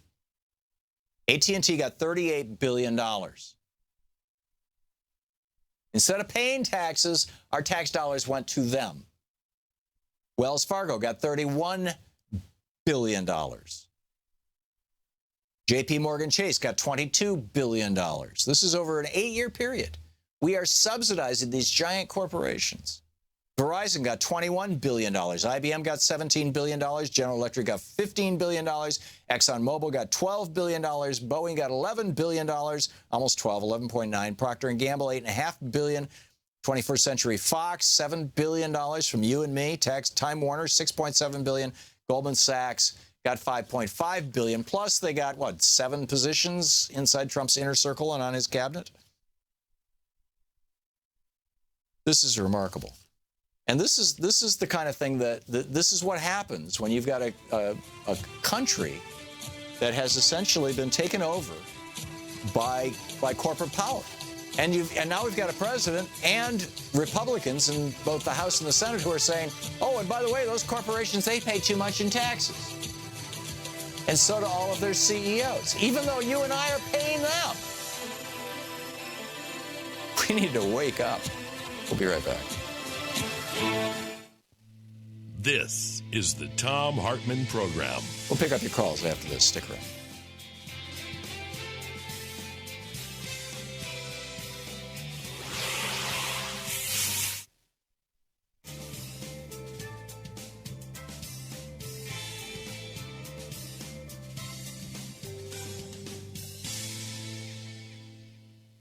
And welcome back. Jim in Hamilton, Ohio, watching us on Free Speech TV on DirecTV. Hey, Jim, what's on your mind today? Hey, I'll tell you what, Tom, I want to thank you for turning me on to Indivisible. You're welcome. Found a group here. We're called Indivisible 8. We're in Butler County, the 8th District of Ohio. Got to do a demonstration this weekend. Davison was in town. We didn't get to talk to him or even see him. We weren't allowed to get anywhere near him.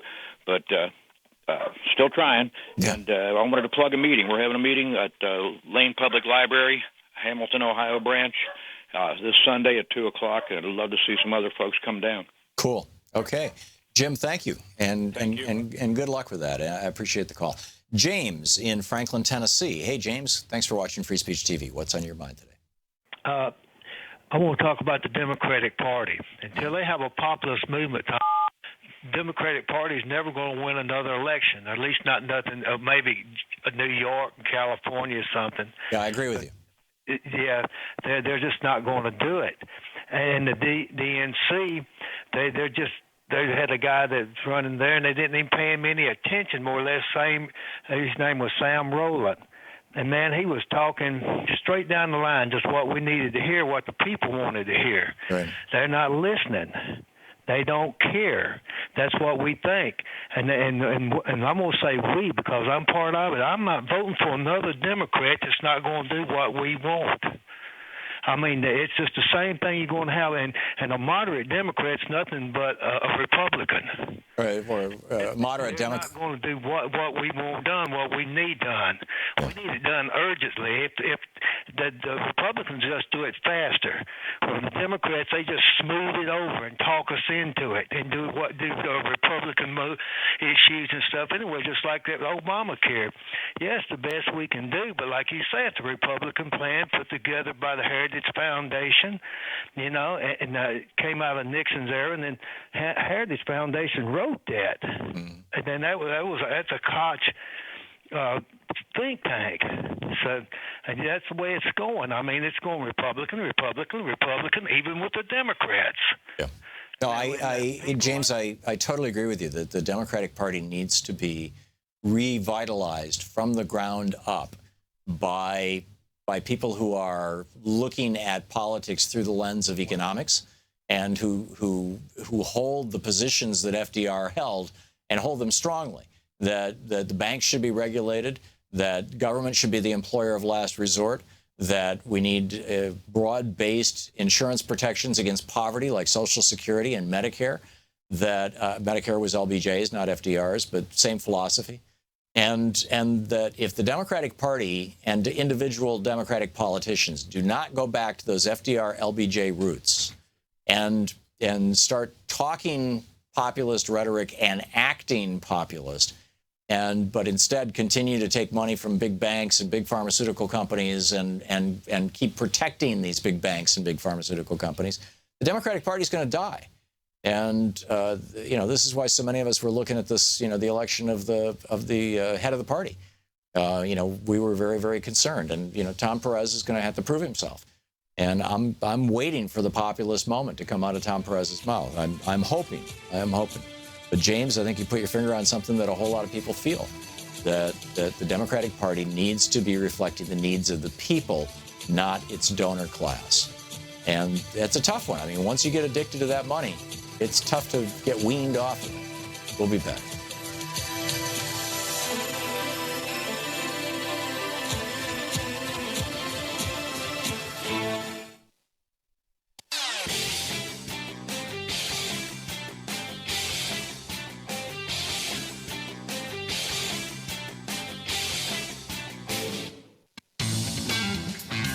Welcome back. Thom Hartmann here with you, and Pierre in Ramona, California. Hey, Pierre, what's on your mind today?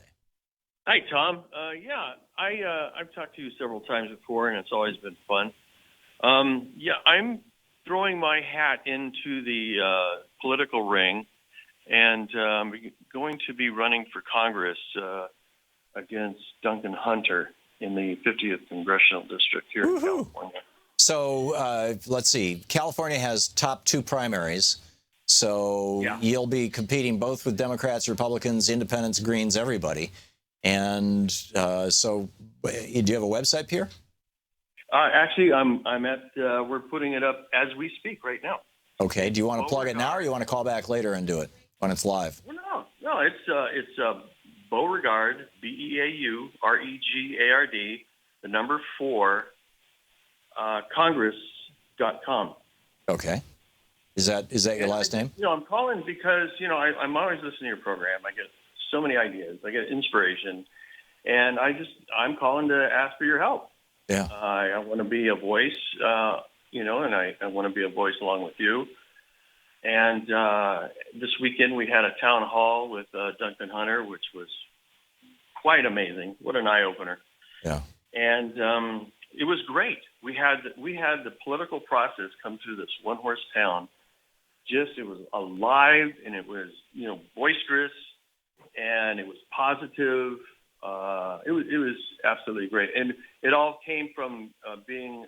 We have an indivisible Ramona group, and the people that came out and thanked us for opening this group up. By a woman who started, Susan Conrad. They came to us and they said, "Thank you." Says, "I felt invisible in this town because there's, it's a lot of really diehard Tea Party people." Right. And we actually had the town hall at a Tea Party venue, which we had no choice. I mean, I wrote an editorial. That we should have had this at a public, property, like a school or something like that. But no, they wanted it at a Tea Party theater, actually. Right. And but it was like it was amazing. People are coming out of work and says, I'm so afraid I can't put a bumper sticker on my car, other than Trump or something about the Second Amendment. Right. Then, and myself, I had a Bernie for President magnetic sign on my truck. And I went to the store, I come out and I looked and somebody had torn it up and stuffed it under my windshield wiper. You know, and I said, okay, all right, I understand this now. Right. You know, I mean, is this the way it's going to be? So you're going to run for Congress, and the website is Beauregard4Congress.com. Do I have that right, or is it .org? That's it. .com. Okay. Pierre, I wish you the very best. You know, give us a call every week or two and keep us up to date, okay? Oh, sorry, Peter. Pierre, I hit a button there I didn't expect to hit, and I dumped him and brought up Dave. Sorry, Pierre, but good luck on your campaign. Dave in Radcliffe, Kentucky. Hey, Dave, what's on your mind today? Yeah, hey, Tom. In the discussion between corporate kleptocracy or corporate fascism, I kind of agree with you at this point, but I think one is a phase of the other. And there's a couple of reasons. Real quick, I heard Governor Schwarzenegger talking about gerrymandering and how really politicians are picking their people instead of people picking their politicians. And also, I put a lot of thought behind, Mike Pence presidency. And to tell you the truth, really, I think it all kind of shakes out the same. And also, when you say, Trump wants to reward people rather than punish, adversaries, I just don't think he's gotten there yet. I mean, really, I don't know. I think if Trump wanted to, he's setting it up with the rhetoric. I'm sorry, what was that? He's setting up the punishment with the rhetoric of, we're under assault, we're under siege, we've got this crime wave, we've got, all of which are lies. Crime is at an all-time low. It's like half of what it was in the 1990s, violent crime in the United States. But Trump is like promoting these memes that would justify a police state crackdown on people. Yeah, all he really needs, if he really wants to be a fascist dictator, all he really needs is a war. Yeah, or the equivalent of a Reichstag burning or a 9/11. He needs an inciting incident, something that doesn't just light the fuse but sets off the bomb. And I would say that he has been begging for this by his trashing Muslims around the world, and with his Muslim ban, it's like saying to ISIS, "Nah, I dare you, come on over here, ha ha ha," and surprise, surprise if they do. It's almost like he's begging for his own personal 9/11. And those 6 countries that he has banned people from coming into the United States from, in the last 40 years, not one single terrorist attack in the United States has come from a citizen from any of those 6 countries.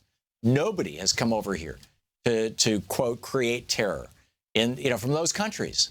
And yet, so what's he trying to do? Provoke something? Probably. I mean, it sure looks like it to me, Dave. And I realize that's, now we're into this realm of conspiracy thinking, but it's so easy right now with everything that's going on. It's who's indebted to whom, and how does political power flow, and who's going to be punished and who's going to benefit, and all this kind of stuff. Dave, I think you're right. Thanks very much for the call, by the way, and thanks for listening to Sirius XM. I think you're right. And frankly, I'm guessing that Erdogan in Turkey and the guy in Hungary, what's his name, Viktor Orban in Hungary, and all the rest of them. It's just a matter of time before they start cracking down on their opponents, in addition to rewarding their friends. We'll be back. You're listening to the Thom Hartmann Program. Call 202-808-9925. Back with you, more of your calls right after this.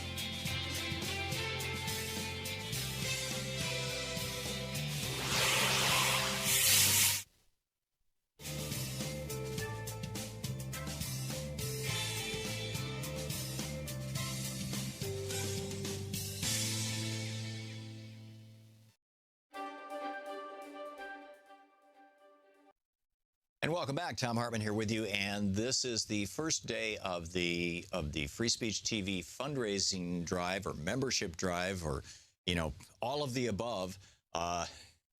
Really make America great. I don't know. And Free Speech, we have talked so many times about the importance of Free Speech TV, specifically alternative media in general, and the problems that we have with corporate media, where You get a network like NBC, MSNBC that's owned by Comcast, and they will not talk about net neutrality, even though it's one of the biggest issues of our day. And Ajit Pai, the new head of the FCC, is dedicated to destroying net neutrality. You get a network like CNN that's owned by Time Warner that wants to merge with AT&T, and they're not talking about corporate power or giant mergers because they are that, right? And obviously Fox News, owned by a billionaire, they're not going to talk about any issues that are of benefit or value to average working people. It's all about things that are benefiting millionaires and billionaires, wrapped up in ways that make average working people think they're talking to them, but they're not. And they know it, and you and I know it. And that all points to the absolute, not just importance, but vitality, urgency of keeping Free Speech TV alive and on the air and growing Free Speech TV. And if anybody's going to be pushing back against this administration, if anybody's going to be looking out for democracy in the United States, it's happening right here on Free Speech TV. And that's why it's so important that you call now, 877-378-8669, and make a donation today to Free Speech TV. Kick off our fundraiser, our membership drive. Become a member. If you're not a member yet, you can sign up when you call.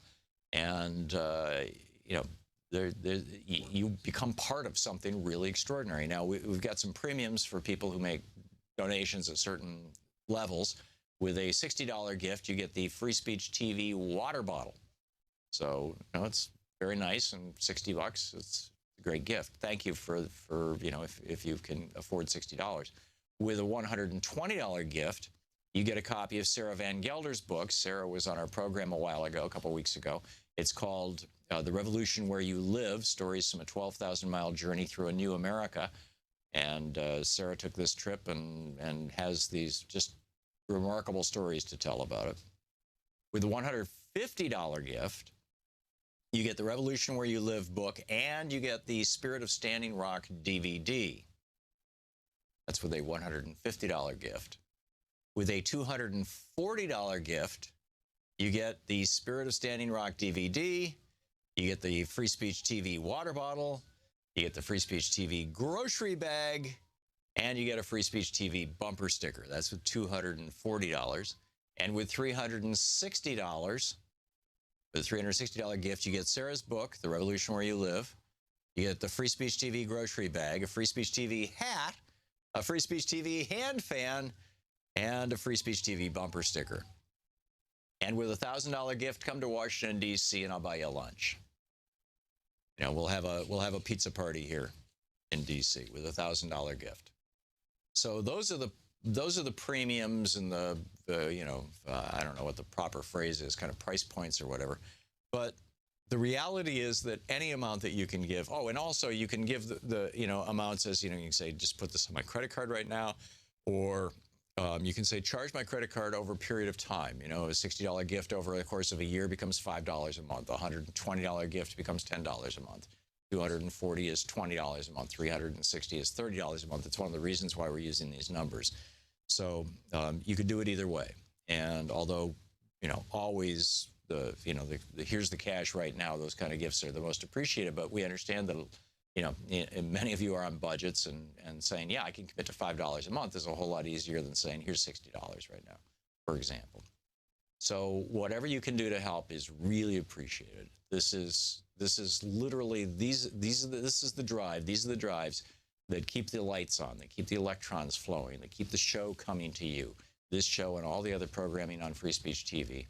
And hopefully by the end of this fund drive, we'll have had enough success that we can start talking about. Maybe we can even take some, earn enough money, raise enough money on this fund drive that we can even talk about maybe adding another program to Free Speech TV, expanding the network, which is one of all of our goals. We want this network to be powerful and viable. And this is a key to democracy, is independent media. Thomas Jefferson got it right. He was savaged by the newspapers in the election of 1800. And the election of 1804, it happened all over again. Only in the election of 1804, they were coming after him about Sally Hemings. And of course, now we know that he was hiding a horrible secret. But it was still, he was, even when his his secret was at risk of being exposed. He said, I'd rather have a government, I'd rather have a country with newspapers rather than a government than government and no newspapers. That's how vital the media is. So please call now. 877-378-8669 is the telephone number, 877-378-8669. And Free Speech TV needs your call and your contribution now. Thank you.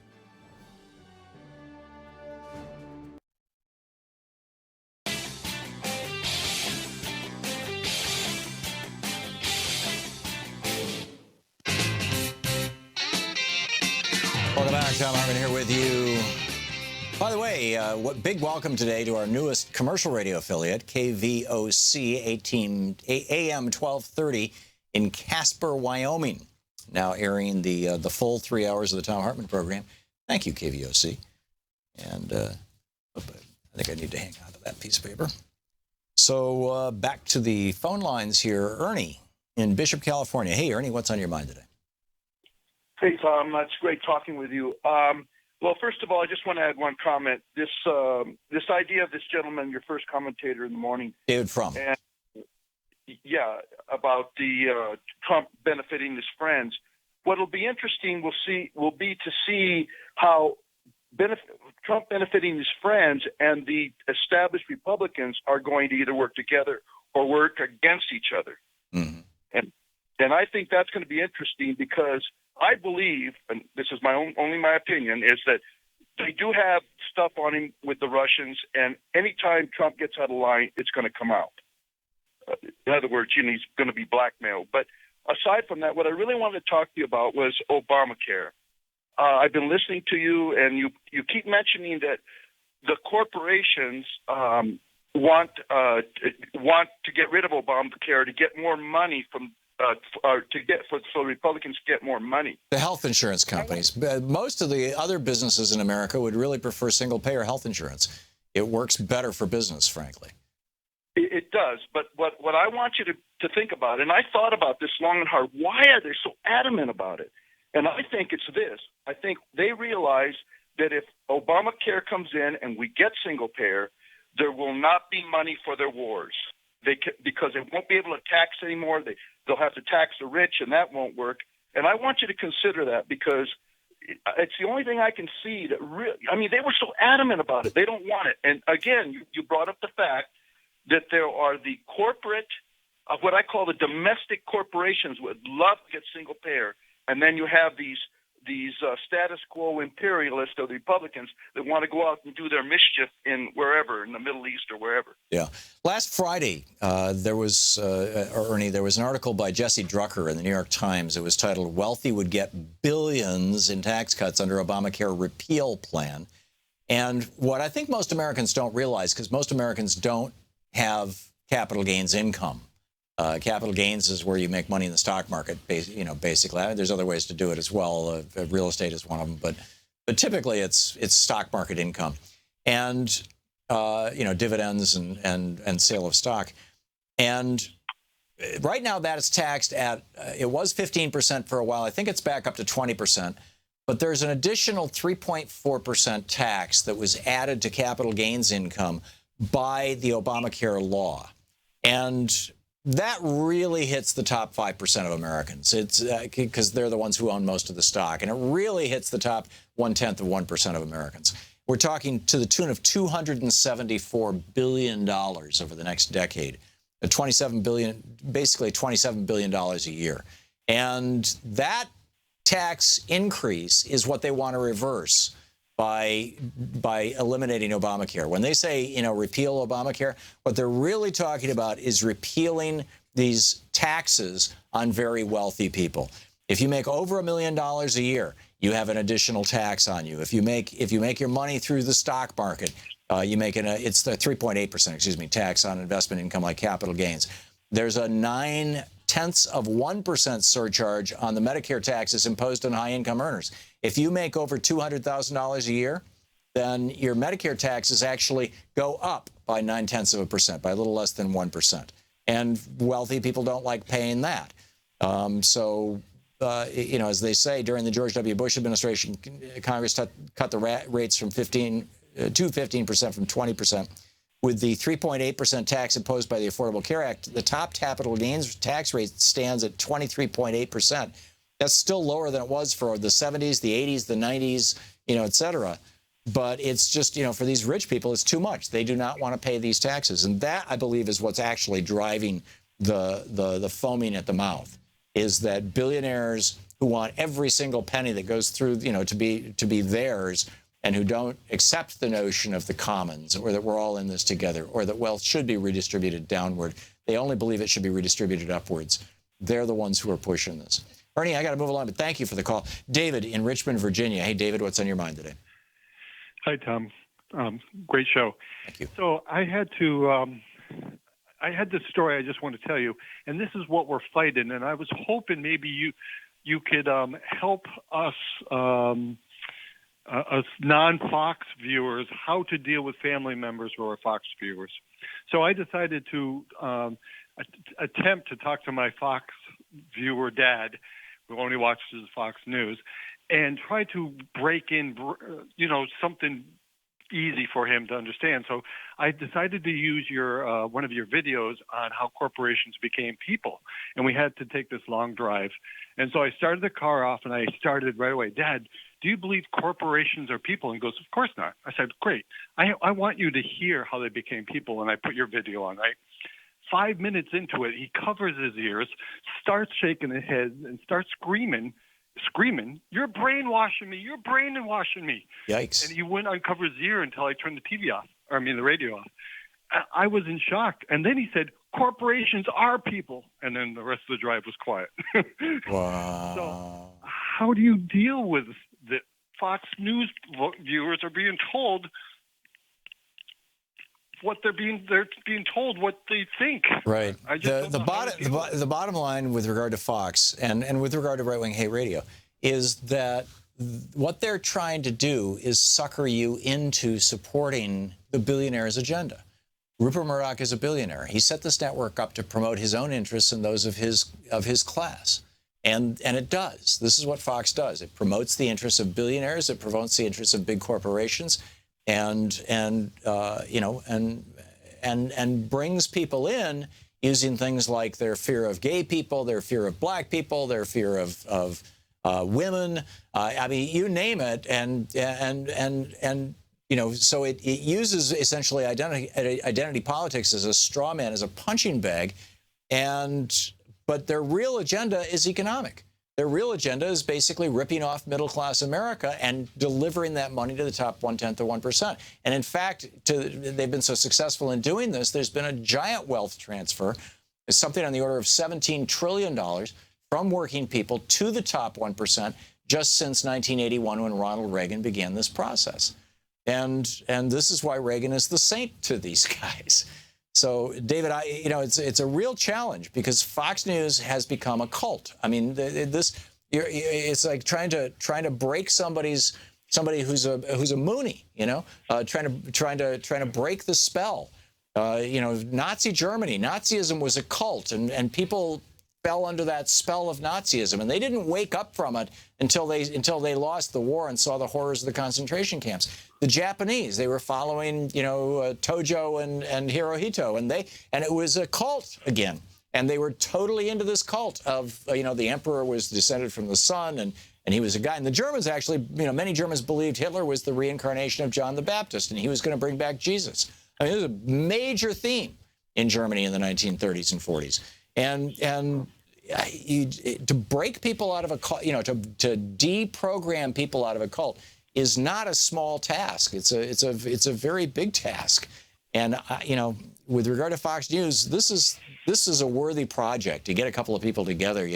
Language scientists, George Lakoff types, political scientists, and Paul Begala types, and say, okay, how do we counter program?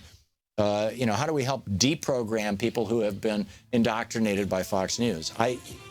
The best I can think of, David, is to just say to them, you are being made a fool of by these people. You are their patsy. And I can demonstrate that to you with any issue you want to pick up. and just see where it goes. But then they're going to fall back on identity politics and echo Steve King that white people define America or something. David, thank you for the call. You're listening to Thom Hartmann. Visit thomhartmann.com for audio and video archive. And that's the way they do it. They push identity politics as a way of, hey, you're white, we're on your side, as a way of masking their economic agenda.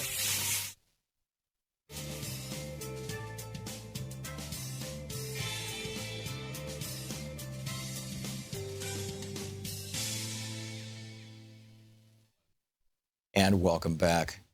Connie in Johnston, South Carolina. Hey, Connie, thanks for watching Free Speech TV. What's on your mind? Hey, I'm a pretty new listener, so thanks for all you do. My head spins all the time trying to keep up. Thank you, Connie. But my question for you, and I want to hear your opinion, why can't we have multiple viable political parties? Other countries with much smaller land area and population do that. Right. I keep hearing the word progressive. That would be a good party. Yeah. Here's the problem, Connie, and this is in part why James Madison wrote Federalist Number 10. After they put together the Constitution in the summer and early fall of 1787, it took them 2 years to sell it to the states, and the Federalist Papers were that sales job basically. And then in 1789 it was ratified. George Washington was elected president, and boom, we had a new country.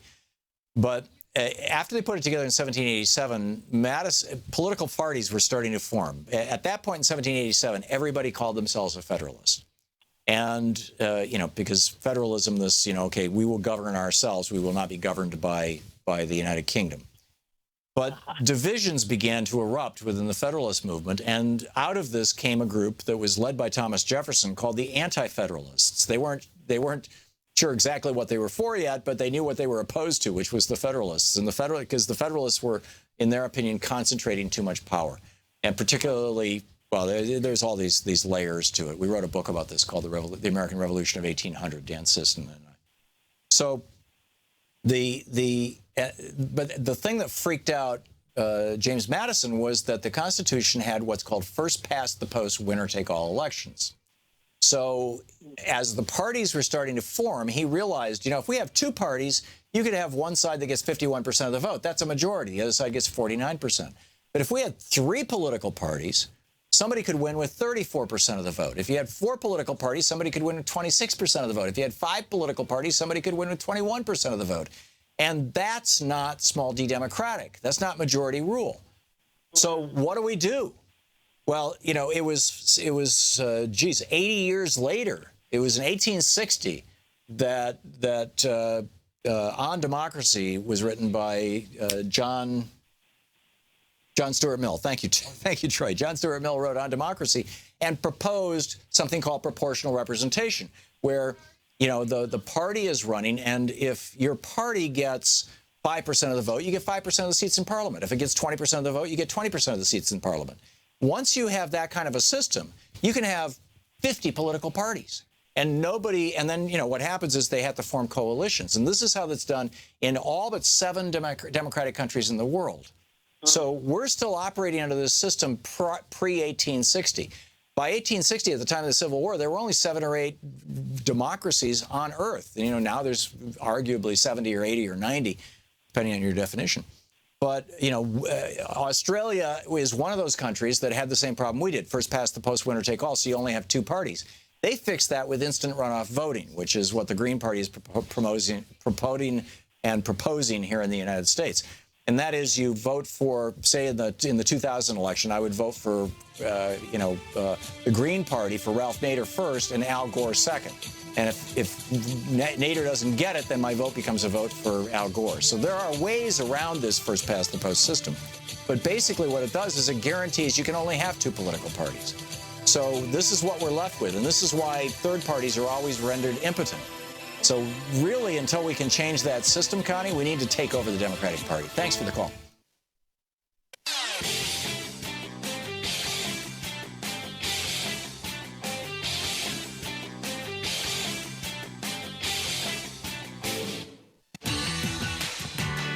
Welcome back. Thom Hartmann here with you. And let's check in with Talk Media News and find out what's going on in the world today. This report brought to you by goatsfortheoldgoat.com. On the line with us is Victoria Jones. Hey, Victoria.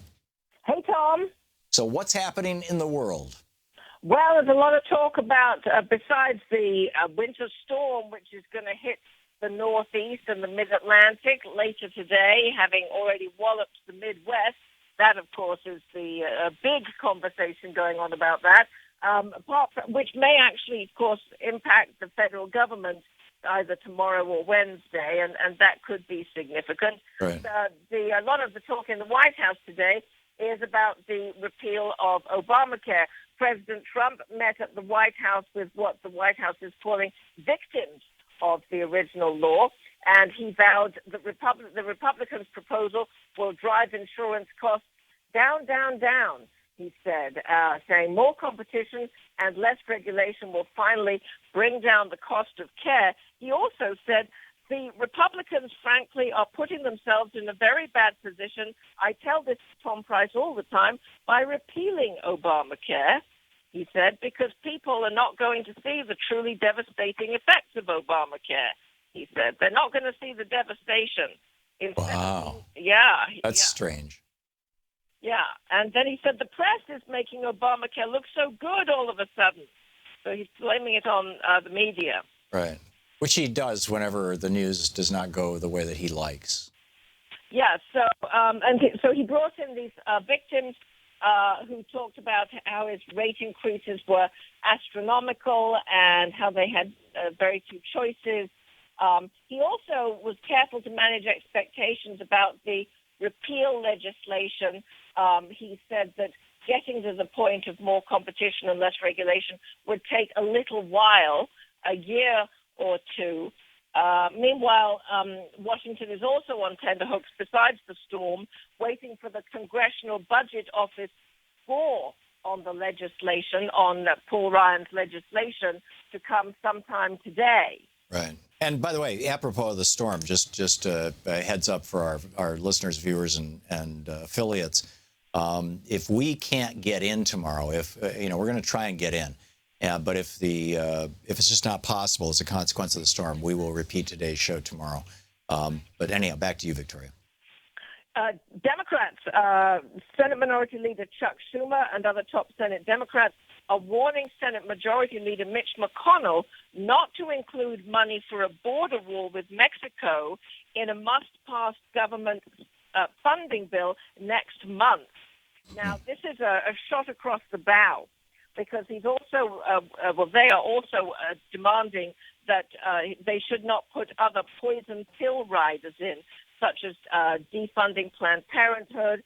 He's also saying anything that would roll back protections for our veterans, environment, consumers, and workers. So he says we strongly oppose the inclusion of such riders in any of the must-pass appropriations bills that fund the government. So this is really a warning that there could possibly be a showdown of a government shutdown type, and Democrats taking the risk that they may or may not be blamed for this, and taking President Trump on his first possible government shutdown game of chicken. That's interesting. Yeah. How do you think that would play out politically? I think it would be very interesting because previously the Republicans have been blamed. April 28th is the deadline. It depends who's better at managing the media. President Trump is quite good at manipulating the media, but he's not popular. If the Democrats are able to craft a unified message and to speak in emotional, straightforward terms rather than in wonky terms, they could win this one. Yeah, I agree with you. And it'll be an early test of the new Democratic leadership of Tom Perez and the Democratic Party, the DNC. Yeah. Also, the nation's top organization for meteorology, which is the American Meteorological Society, wrote a letter to EPA Administrator Scott Pruitt today about his recent comment on the role of carbon dioxide in climate change. where he said he would not agree that carbon dioxide is a primary contributor to global warming. And they said he's wrong, saying, in reality, the world's 7 billion people are causing climate to change, and our emissions of carbon dioxide and other greenhouse gases are the primary cause. They went on to explain why. They also said that they would be willing to help him to understand the data. Well, the way that they would have to do that is to write bigger checks to him than Koch Industries and ExxonMobil and all the climate science denying front groups thereof, which is unlikely. But I don't think anyway. that a sit-down or a PowerPoint presentation would do it. Yeah, I don't think so. Anyhow, what else is going on in the world? Democrats in the House want to require immigration agents to wear body cameras amid concerns over increased immigration enforcement and the hiring of new agents. You mean ICE agents? ICE agents, yes. Representative Yvette Clarke, Democrat of New York, has introduced a bill to that effect with 18 Democratic co-sponsors. And Clarke says the measure is necessary to protect people who are targeted by immigration enforcement from potential abuse. Boy, they're going to fight that one. It's going to be an interesting one. She's saying, they've been promising early results from having law enforcement officers wear body cameras, and that she says we should apply this same approach to immigration enforcement because immigrants and their families are entitled to respect for their humanity and the full rights guaranteed under the law. Right, and they're also entitled to constitutional protections. The Constitution does not say citizens; it says persons. Right. So, yeah. The top Democrats on 2 House committees are urging President Trump to make sure that the U.S. does not default on its debt, as the borrowing limit is set to be reinstated this week. So this is kind of interesting. The federal debt limit will be reinstated on Thursday. Congress, back in 2015, voted to suspend the limit through Wednesday. After that, the Treasury Department can use what they call extraordinary measures on a temporary basis to avoid a default. And they're asking him, saying it's imperative that he sends a clear message that the U.S. will continue to pay its debts on time and in full. So who is asking, presumably Donald Trump, to make a statement to this effect? Yes, they're asking him to make, the Democrats on the House Ways and Means Committee and the House Budget Committee are saying that today in a letter to President Trump, yes. So did the Republicans have anything organized to raise the debt ceiling? I figured that they just quietly do it, but now the Democrats are kind of shining a light on this. Well, the Treasury Secretary, Stephen Mnuchin, last week did call on Congress to raise the debt limit at the first opportunity. So he seems to be on board with this, but they're saying that President Trump needs to get on board with this and he needs to speak out on it. So they're sort of calling his bluff to see where he stands on it, it seems. Yeah, although it's, 5 days from now, we'll be in a train wreck. Well, they can use extraordinary measures, so there's usually a little bit of time while everybody heads for the brink. Right, but the extraordinary measures require at least some staffing in these departments. Isn't Treasury, aren't the top 2-3 tiers of Treasury empty right now? Yes, I believe they are. So I'm wondering if they would even have the ability to use the extraordinary. I mean, probably, I suppose, but yes, interesting. I don't know.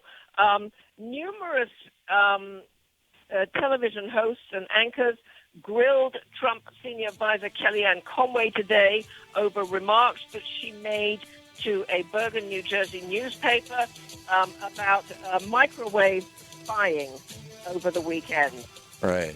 She was referring to the WikiLeaks information on the CIA, I'm assuming. Yes, on President Trump. She didn't come off too well. Yeah, I noticed. Victoria Jones with Talk Media News. Thank you, Victoria. Thank you. You're listening to Thom Hartmann.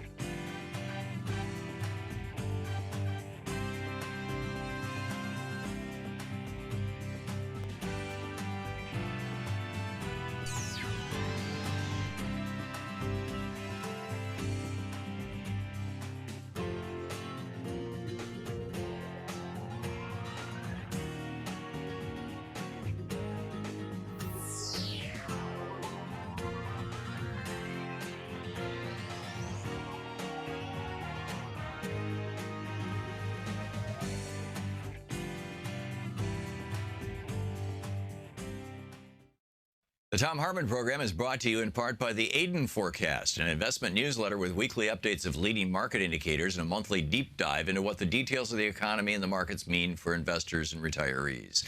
On the web at haydenmarkets.com. Wines have some of the highest pesticide levels in our food chain. This hour brought to you by ecowine.com. Pesticide-free wines, organic wines, imported from France by the Organic Wine Company, ecowine.com.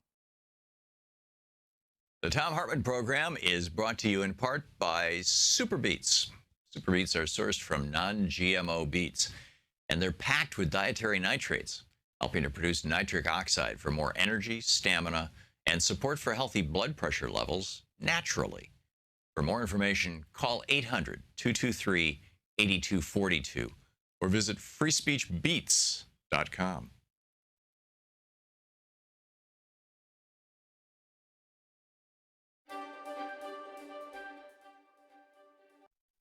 And welcome back. Thom Hartmann here with you, and this is the first day of the Free Speech TV fundraising drive or membership drive, or all of the above.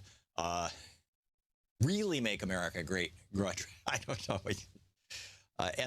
And Free Speech, we have talked so many times about the importance of Free Speech TV, specifically alternative media in general, and the problems that we have with corporate media, where you get a network like NBC, MSNBC that's owned by Comcast, and they will not talk about net neutrality, even though it's one of the biggest issues of our day. And Ajit Pai, the new head of the FCC, is dedicated to destroying net neutrality. You get a network like CNN that's owned by Time Warner that wants to merge with AT&T, and they're not talking about corporate power or giant mergers because they are that. Right, and obviously Fox News, owned by a billionaire, they're not going to talk about any issues that are of benefit or value to average working people. It's all about things that are benefiting millionaires and billionaires, wrapped up in ways that make average working people think they're talking to them, but they're not. And they know it, and you and I know it. And that all points to the absolute, not just importance, but vitality, urgency of keeping Free Speech TV alive and on the air and growing Free Speech TV. And if anybody's going to be pushing back against this administration, if anybody's going to be looking out for democracy in the United States, it's happening right here on Free Speech TV. And that's why it's so important that you call now, 877-378-8669, and make a donation today to Free Speech TV. Kick off our fundraiser. Yeah, our membership drive. Become a member. If you're not a member yet, you can sign up when you call, and you become part of something really extraordinary. Now we've got some premiums for people who make donations at certain levels. With a $60 gift, you get the Free Speech TV water bottle. So it's very nice, and $60. It's a great gift. Thank you for if you can afford $60. With a $120 gift, you get a copy of Sarah Van Gelder's book. Sarah was on our program a couple weeks ago. It's called The Revolution Where You Live, Stories from a 12,000-Mile Journey Through a New America. And Sarah took this trip and has these just remarkable stories to tell about it. With a $150 gift, you get The Revolution Where You Live book, and you get the Spirit of Standing Rock DVD. That's with a $150 gift. With a $240 gift, you get the Spirit of Standing Rock DVD, you get the Free Speech TV water bottle, you get the Free Speech TV grocery bag, and you get a Free Speech TV bumper sticker. That's with $240. And with $360, with a $360 gift, you get Sarah's book, The Revolution Where You Live. You get the Free Speech TV grocery bag, a Free Speech TV hat, a Free Speech TV hand fan, and a Free Speech TV bumper sticker. And with a $1,000 gift, come to Washington, D.C., and I'll buy you a lunch. We'll have a pizza party here in D.C. with a $1,000 gift. So those are the premiums and the I don't know what the proper phrase is, kind of price points or whatever. But the reality is that any amount that you can give, and also you can give the amounts as, you can say, just put this on my credit card right now, or you can say, charge my credit card over a period of time. A $60 gift over the course of a year becomes $5 a month. A $120 gift becomes $10 a month. 240 is $20 a month, 360 is $30 a month. It's one of the reasons why we're using these numbers. So you could do it either way. And although, always the here's the cash right now, those kind of gifts are the most appreciated, but we understand that, many of you are on budgets and saying, yeah, I can commit to $5 a month is a whole lot easier than saying, here's $60 right now, for example. So whatever you can do to help is really appreciated. This is literally this is the drive. These are the drives that keep the lights on, that keep the electrons flowing, that keep the show coming to you. This show and all the other programming on Free Speech TV. And hopefully by the end of this fund drive, we'll have had enough success that we can start talking about. Maybe we can even take some, earn enough money, raise enough money on this fund drive that we can even talk about maybe adding another program to Free Speech TV, expanding the network, which is one of all of our goals. We want this network to be powerful and viable. I mean, this is a key to democracy, is independent media. Thomas Jefferson got it right. He was savaged by the newspapers in the election of 1800 and the election of 1804. It happened all over again. Only in the election of 1804, they were coming after him about Sally Hemings. And of course, now we know that he was hiding a horrible secret. But it was still, he was,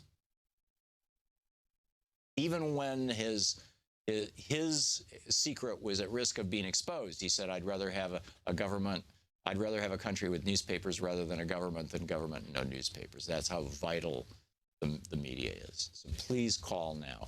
877-378-8669 is the telephone number, 877-378-8669.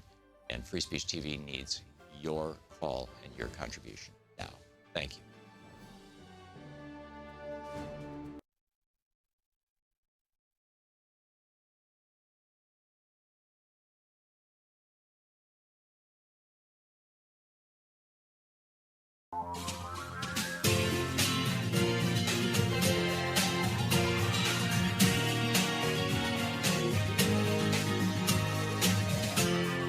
This is the Thom Hartmann Program. And welcome back. Thom Hartmann here with you. And on the line with us is General Michael V. Hayden, the former U.S. Air Force four-star general, former director of the National Security Agency, the NSA, former principal deputy director of national intelligence and director of the CIA. He's currently a principal at the Chertoff Group, chertoffgroup.com. And he has a new book out titled Playing to the Edge. Do I have the title right, General? That's right, Tom. Yep. Playing to the Edge. Tell us about this. Sure. It's a memoir. I focused on my last 10 years in government, the time at NSA and CIA and at the Director of National Intelligence. And fundamentally, Playing to the Edge is a simple way of describing that we're in tough times post 9/11, and we felt compelled to use all the authority that law and policy would give us, even though we knew some of those things were and were going to be really controversial, like renditions, detentions, interrogations, surveillance, and targeted killings. In so retrospect, it's a book about why we did it, and frankly, it's not a very apologetic book. So in retrospect, you don't think that the Bush administration in particular got it wrong? No, I don't. Now, I will admit, and I actually take some time in the book to describe, that the Bush administration adjusted over time as it learned more things about itself, how effective these things were, and or about ineffective. Our enemy. Yeah, and Tom, I actually make the point that, quite surprisingly, there are bigger changes between President Bush's first and second administration. Here I'm talking about 43-1 and 43-2. Bigger changes between 43-1 and 43-2 than there actually were between 43 and 44. The secret story of that transition is not how much change there was, but how much continuity. From Bush to Obama, and how President Obama basically kept those policies, or many of those policies, in place. But he repudiated torture. He what you're referring to as extreme interrogation. He repudiated the black sites. He repudiated Guantanamo. Said it's food for terrorists. It's propaganda for terrorists. He did. Was he not accurate? Was he not right on all those things? Well, you're right in describing his policy. He did close the black sites, and he did end any enhanced interrogation techniques that we have. We had, but Tommy didn't end renditions. And although he made it his policy to close Guantanamo, he didn't close Guantanamo. Well, it's because Republicans in Congress blocked him. Right. But he also kept up targeted killings, state secrets. He hugged the surveillance programs as much as President Bush had hugged the surveillance. So and you still don't think this is too much? Look, you make adjustments based upon the totality of circumstances in which you find yourself. The book points out, me now, quite comfortable with what we did. No excuses, no apologies, but I recognize as we go forward, you make adjustments. So, Tom, I mean, cards all face up. Yeah. In 2006, I was the one who recommended to President Bush that we empty the black sites, that we take all the prisoners we had remaining and put them in Guantanamo. And I recommended that we reduce the number of techniques we had from 13 to only 6. And I recommended that we make this less secret, that we fill in the oversight committees on the Congress completely, and we also give a lot more information to the American people, and President Bush accepted the recommendation. So we did adjust as we went forward. Evaluate the Trump administration from your perspective. He has essentially called the agencies that you once headed, the CIA and the NSA, Nazis. He's talked about being wiretapped. I mean, today I guess is the day that Congress is expecting him to produce some evidence of that. I'm looking forward to that. Yeah. So to what extent is he undermining the intelligence community itself? Well, certainly he's not doing much for morale. All right, to have the first client refer to people whose only purpose in life is to make him wiser and smarter than he would otherwise be, to be referred to that way, it does have an effect. Beyond morale, that kind of stuff counts. Look, Tom, they're professionals. They keep their head down. They work for Republicans. They work for Democrats. They're going to go do their job. But again, this cannot help but harm the relationship that really needs to be one of trust between Mike Pompeo, head of CIA, Dan Coates, the new DNI, and the president. Because Tom, those guys are going to go into that room downtown with the president fairly routinely and give him news he doesn't want to hear, news that cuts across his policy, his politics, his prejudices, or his personality. And he can't be throwing them out as fake news or intelligence in quotes. But respectfully, he's doing that.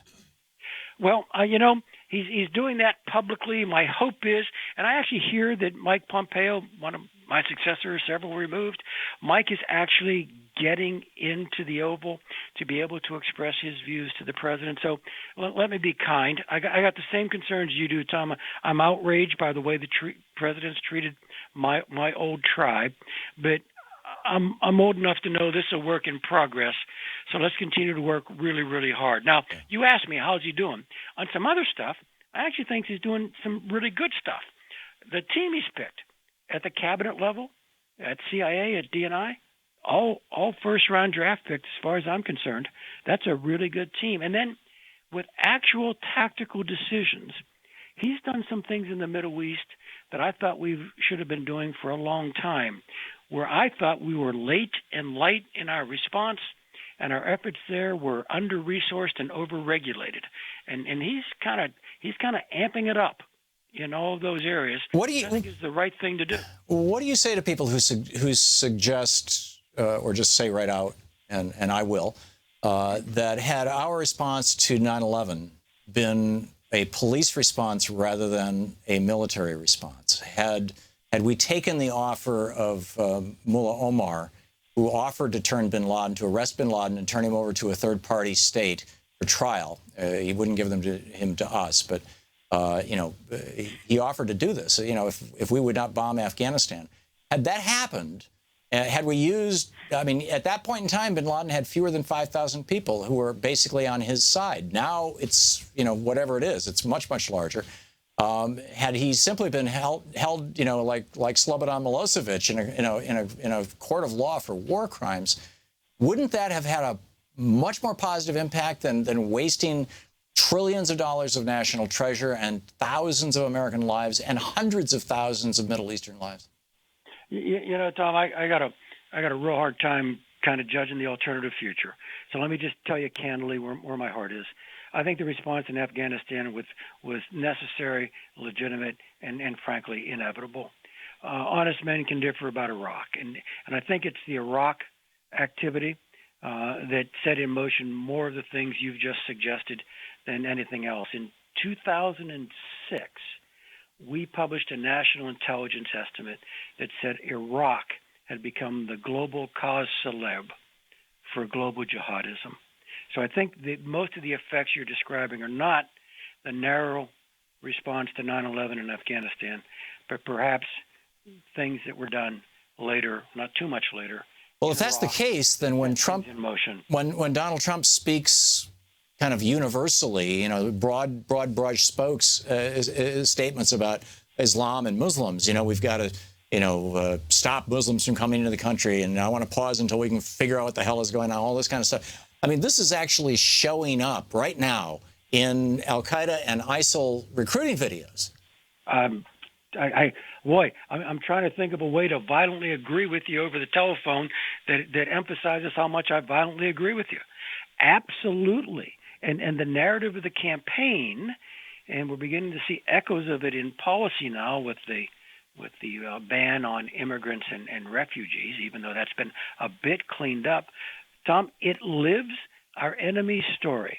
And our enemy's story is that there is undying enmity between Islam and the West. They hate us. They all hate us.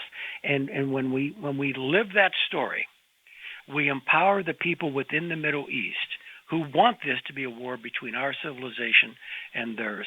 I don't want to go through a Western Civ or a course on the Middle East history, Tom, but fundamentally. Well, this is not new. I mean, in 2005, I talked with General McChrystal, and maybe it was 2004. At that time, he was, you know, as I recall, leading the troops in Afghanistan, and he said, "We can't kill our way out of this. There's no way. We've got to win their hearts and minds." And it seems to me like what Donald Trump is doing right now is the exact opposite of winning their hearts and minds. I totally agree. And what Stan and I would tell you is that right now there is a war of civilization, but it's in one civilization. This is a war within Islam, and we're kind of collateral damage. Yeah. And the side in that war that hates us wants it to be a war between Islam and us, which it is not and should never be.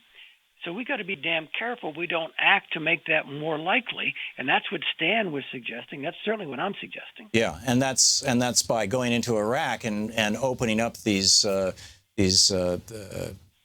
wounds between the Shia and the Sunnis, and you know, taking down the Sunni power structure and empowering a Shia power structure, and now we're trying to reverse that, and you know, just being basically, I would argue, ignorant of the subtleties of the power relationships in this state that had been cobbled together after World War I. That, you know, people had greater loyalty to their particular sect than they did to their nation. That all true. This was the original sin. No, all true. And again, you know, the intel guys, we got the weapons of mass destruction wrong, Tom, all right?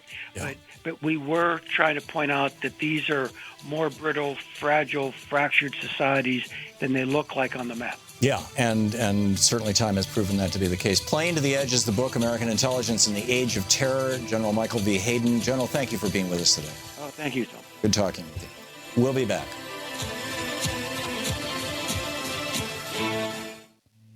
This is the Thom Hartmann Program. Back with your calls right after this.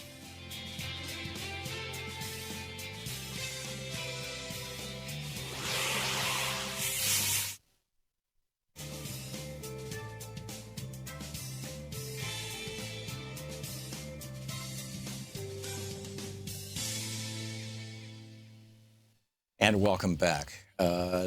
Tammy, watching Free Speech TV in Spirit Lake, Iowa. Hey, Tammy, what's on your mind? Hi, Tom. Well, I just thought I'd call in and give you a little update from our Indivisible group here in Steve King's district. Oh. Yeah, you may have noticed that he made the news yet again for more racist remarks. Yep. So we've been going to his meetings and his town hall forums, and Saturday he began with, the same racist fear, and we got up and left and just walked out of the room. It was as if we couldn't even listen to another word. Plus, we had an action at his local office. We were planning to go there to protest everything that he's stood for in the last 12 years that he's been a congressman. Anyway, I think we're getting to him. I think it's bothering him, and I can only hope that we're having some sort of an effect. Do you see a strong Democrat who could challenge him in 2018? Well, I've been thinking about that, and I think we need someone like Thom Arnold. We need someone famous. I don't know if anyone can get a hold of Thom Arnold, but his seat was priorly held by Gopher from The Love Boat. Do you recall Fred Grady? Huh. Was that his name? I have no idea. I've never watched the show, but I'm serious. Well, yes, because one of my classmates ran against him and lost years ago. Uh-huh. But I'm just wondering if that isn't what it's going to take. I mean, I loved Kim Weaver. I gave her a lot of guts for stepping up to it. If she was the last Democrat to run against him? Yes. But the trouble is that most of the Democrats before her were in favor of pipelines. They were in favor of the pink slime, because it was money for the industry here in Iowa. And, you're absolutely right, Tom. When it's hard to tell the difference because they're both the same on the issues, and given the chance to vote for a real Republican and a Democrat who, you know the story. That's what we're facing here. We need, somebody really either seriously famous or seriously... You need a Bernie-crat. Absolutely. And, in my job, I interview people. And the most important thing to them is their Social Security and their Medicare. It's an aging population here in this district. Yes, many of them are racist, but the most important thing is their Medicaid and Medicare. And they have no idea that by voting for Steve King, they're voting against their own best interest. And it's all a lack of education. So if we can get people that way, but how? They're so convinced of the lie. Well, this is where you need a candidate to do it who will go on the stump. I think Bernie woke up a hell of a lot of people just by speaking truth to power. Well, absolutely, and we loved him here. Yeah. And this should be the model for taking back political power, because not only do Bernie-crats generally beat corporate Democrats, they also beat Republicans real easily. Right. Yes, and even some of my Republican friends who did vote for Trump are now regretting their vote, but there are others who are standing firm. And I finally said to one at a party the other night, what's it going to take? What's your limit? What's your line in the sand? When are you finally going to say, okay, this isn't good? How bad does it have to get? Now, then on the other hand, at one of Steve King's meetings last week, there were his minions, and a woman stood up and said how embarrassed she was that he had made the comment that only whites contributed to society. And, of course, he denied it. But, well, that's essentially what he said this weekend. Tammy, we're out of time, but thanks for the call, and thanks for watching Free Speech.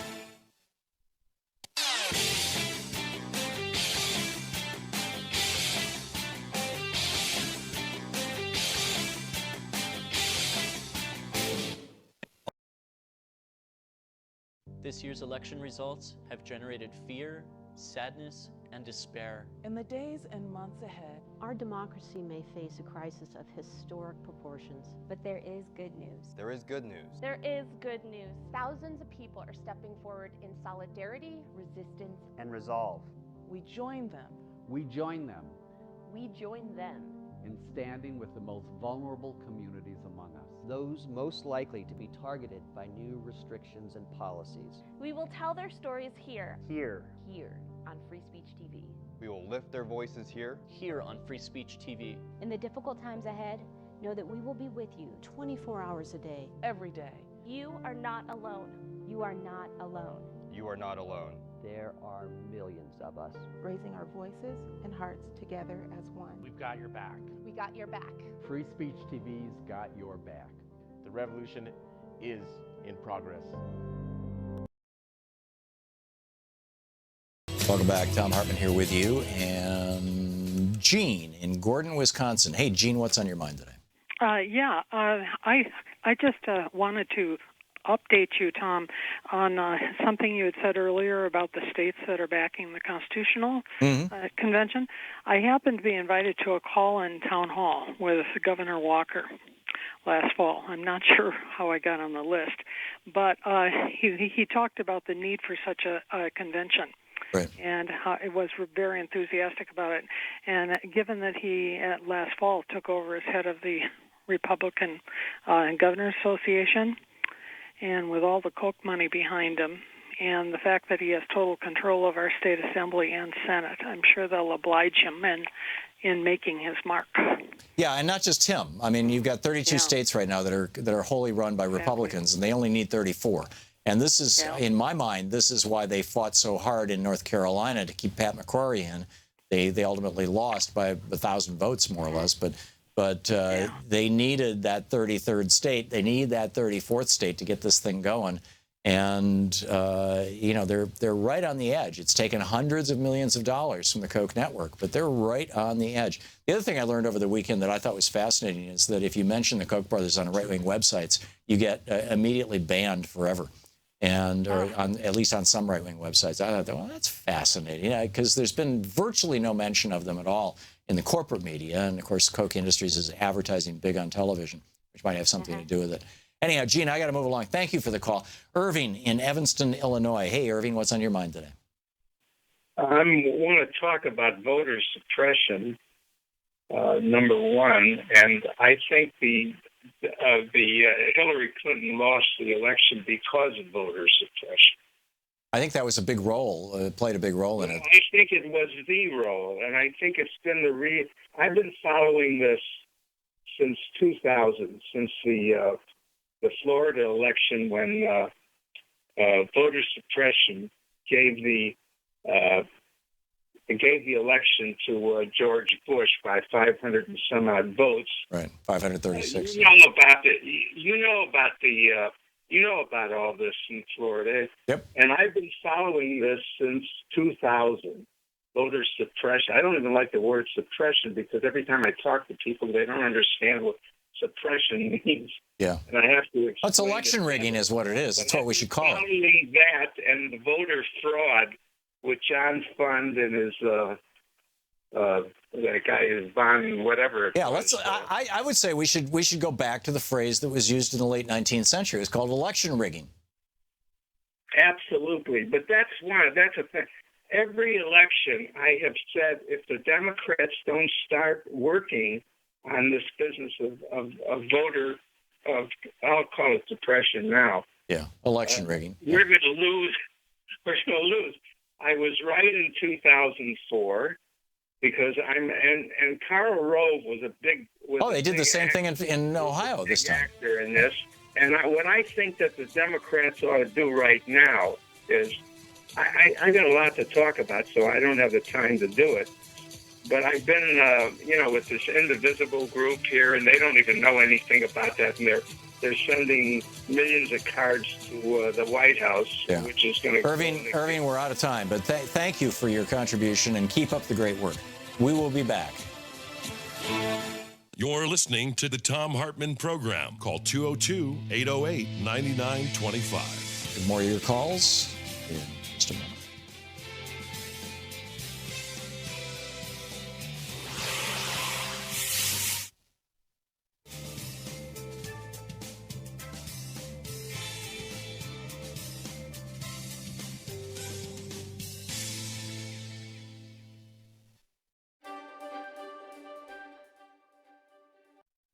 And welcome back. Thom Hartmann here with you, and this is the first day of the Free Speech TV fundraising drive or membership drive, or all of the above. Really make America great. I don't know. And Free Speech, we have talked so many times about the importance of Free Speech TV, specifically alternative media in general, and the problems that we have with corporate media, where You get a network like NBC, MSNBC that's owned by Comcast, and they will not talk about net neutrality, even though it's one of the biggest issues of our day. And Ajit Pai, the new head of the FCC, is dedicated to destroying net neutrality. You get a network like CNN that's owned by Time Warner that wants to merge with AT&T, and they're not talking about corporate power or giant mergers because they are that. Right, and obviously Fox News, owned by a billionaire, they're not going to talk about any issues that are of benefit or value to average working people. It's all about things that are benefiting millionaires and billionaires, wrapped up in ways that make average working people think they're talking to them, but they're not. And they know it, and you and I know it. And that all points to the absolute, not just importance, but vitality, urgency of keeping Free Speech TV alive and on the air and growing Free Speech TV. And if anybody's going to be pushing back against this administration, if anybody's going to be looking out for democracy in the United States, it's happening right here on Free Speech TV. And that's why it's so important that you call now, 877-378-8669, and make a donation today to Free Speech TV. Kick off our fundraiser, our membership drive. Become a member. If you're not a member yet, you can sign up when you call, and you become part of something really extraordinary. Now we've got some premiums for people who make donations at certain levels. With a $60 gift, you get the Free Speech TV water bottle. So it's very nice, and $60, it's a great gift. Thank you for if you can afford $60. With a $120 gift, you get a copy of Sarah Van Gelder's book. Sarah was on our program a couple weeks ago. It's called The Revolution Where You Live, Stories from a 12,000-Mile Journey Through a New America. And Sarah took this trip and has these just remarkable stories to tell about it.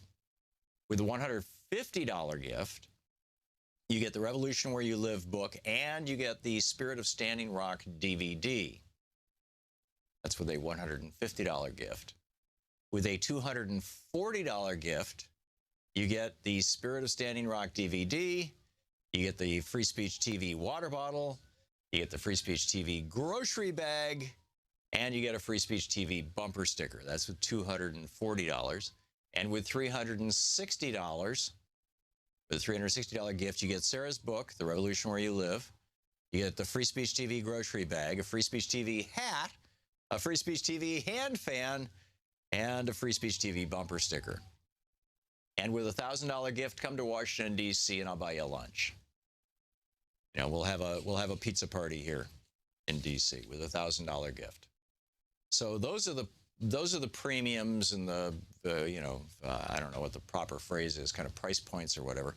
But the reality is that any amount that you can give, and also you can give the amounts as, you can say, just put this on my credit card right now, or you can say, charge my credit card over a period of time. A $60 gift over the course of a year becomes $5 a month. A $120 gift becomes $10 a month. $240 is $20 a month. $360 is $30 a month. It's one of the reasons why we're using these numbers. So you could do it either way.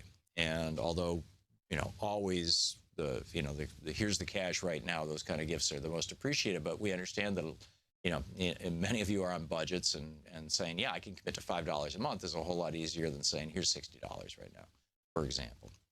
So whatever you can do to help is really appreciated. This is literally, this is the drive. These are the drives that keep the lights on, that keep the electrons flowing, that keep the show coming to you, this show and all the other programming on Free Speech TV.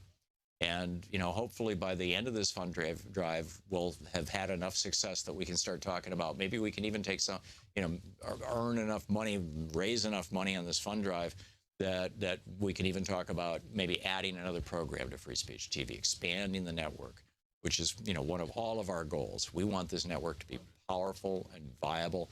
I mean, this is a key to democracy, is independent media. Thomas Jefferson got it right. He was savaged by the newspapers in the election of 1800. And the election of 1804, it happened all over again. Only in the election of 1804, they were coming after him about Sally Hemings. And of course, now we know that he was hiding a horrible secret. But it was still, he was, even when his his secret was at risk of being exposed. He said, I'd rather have a government, I'd rather have a country with newspapers rather than a government than government and no newspapers. That's how vital the media is. So please call now. 877-378-8669 is the telephone number, 877-378-8669. And Free Speech TV needs your call and your contribution now. Thank you.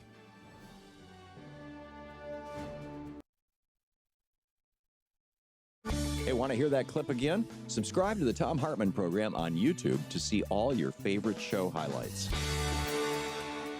All the important stories we cover and the issues we care about are at HartmannReport.com. Members of our community can comment and join the conversation.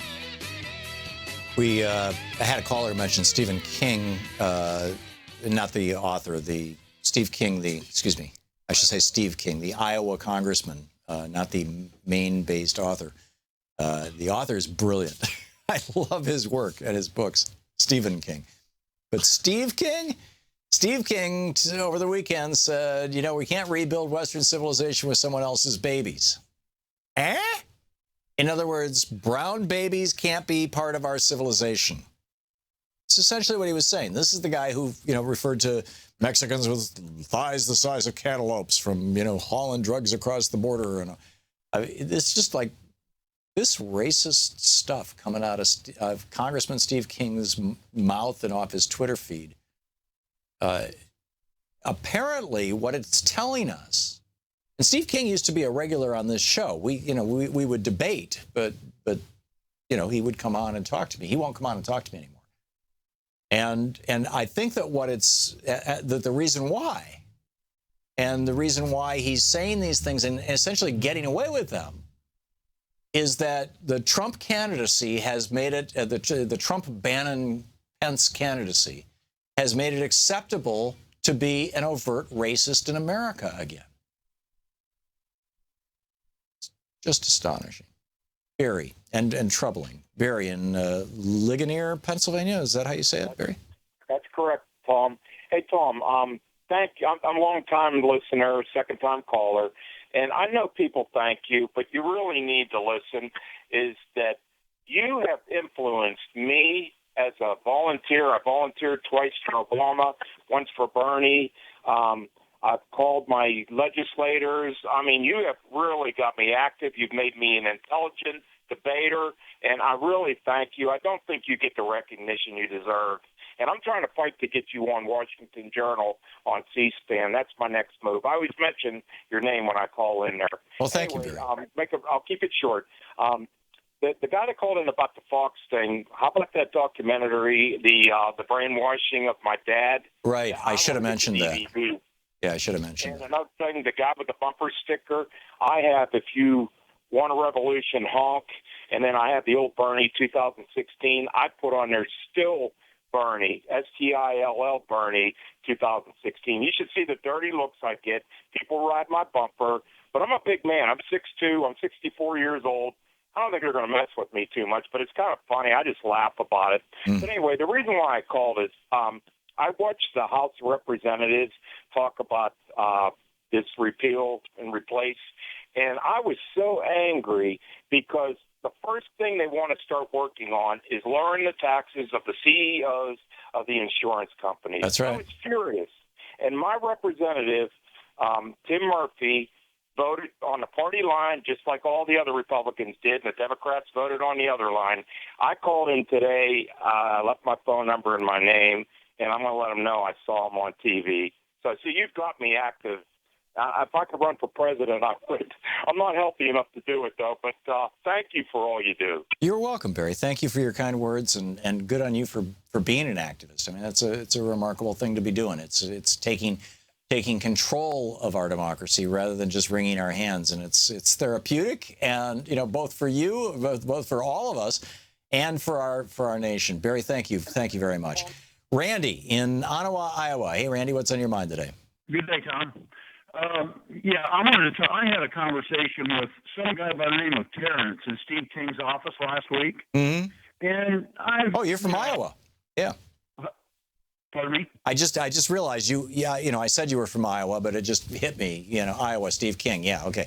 Pardon my sudden realization, momentary realization, Randy. Back to you. Okay.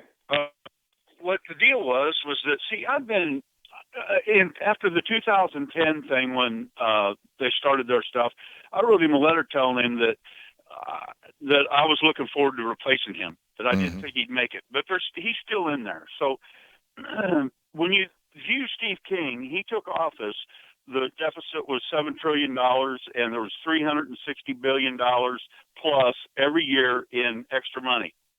And so since then, he has never met a dollar that he would not borrow from the taxpayer, but has never paid a dime back. Who is the he that you're talking about? Steve King. Yeah. Right. So there's another thing. This conversation that I had with him, Tom, with this guy by the name of Terrence, he was argumentative. It was like he was a Breitbart plant or a Fox plant, or like Miller that's working for Trump. That he kept provoking me and about why I would want a single payer and how much in taxes I was willing to pay. And I told him, I said, you're not willing to raise taxes or to rescind any tax cuts. You're not willing to quit corporate welfare, and you want to build more bombs, but you don't want to take care of the people that are injured from the last wars or pay for the last wars. So when I say single payer, it is the cheapest way to administer a health care plan, and it will add the least amount to the debt. And he kept badgering me like this. His name was Terrence. Yeah. And I told him, I said, whatever it takes. He kept, how much? And I said, whatever it takes. And Tom, I had to actually, he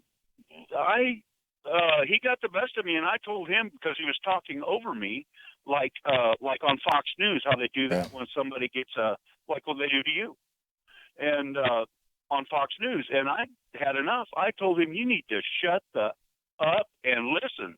You're asking a question, and I'm glad to answer it, but I'm not going to put up with you bullying me or badgering me. Yeah. Sounds like Steve King has a budding talk show host in his office. That's very interesting. Randy, thanks for sharing the story with us, and good on you for calling in, and we'll see what happens with with this whole situation here. Sheila in Chicago. Hey, Sheila, what's on your mind today? Hi, Tom. How are you? I'm well. What's up? I have been listening to much progressive radio, and I love it, and you're wonderful, but nobody is mentioning what's really inside these medical savings accounts, the real hit you in the pocketbook stuff. You mean the health savings accounts that the Republicans are promoting as a way of solving? Exactly. Yeah, okay. When I was working for the government one year, they offered this option to us, and I got out of it after 1 year. If you don't spend every penny, you forfeit it. It also reduces the Social Security payments for your employer as well as you, and it also lowers your Social Security when you retire. Whoa. And nobody is telling the people these very nasty little details. Whoa. I didn't know those things. Well, I learned it by experience. That's remarkable. I'm going to have to get Alex Lawson in here and talk about this. I think it needs to be discussed, because if people people think it's wonderful after tax dollars to pay for my medical bills, but you pay down the road and your employer gets out of contributing to your Social Security on that money. Yeah, that's pretty amazing stuff. And it doesn't surprise me that health savings accounts are a scam. I mean, anything that the Republicans promote typically has got on the back side of it some way for billionaires and business people to make more money off the rest of us. And so, it's not surprising, but it's kind of horrifying. Sheila, thank you for the call. We'll be right back. We're coming up on about 16, 17 minutes before the hour. Stick around. You're listening to Thom Hartmann. Visit thomhartmann.com for audio and video archives. Back with more of your calls in just a moment.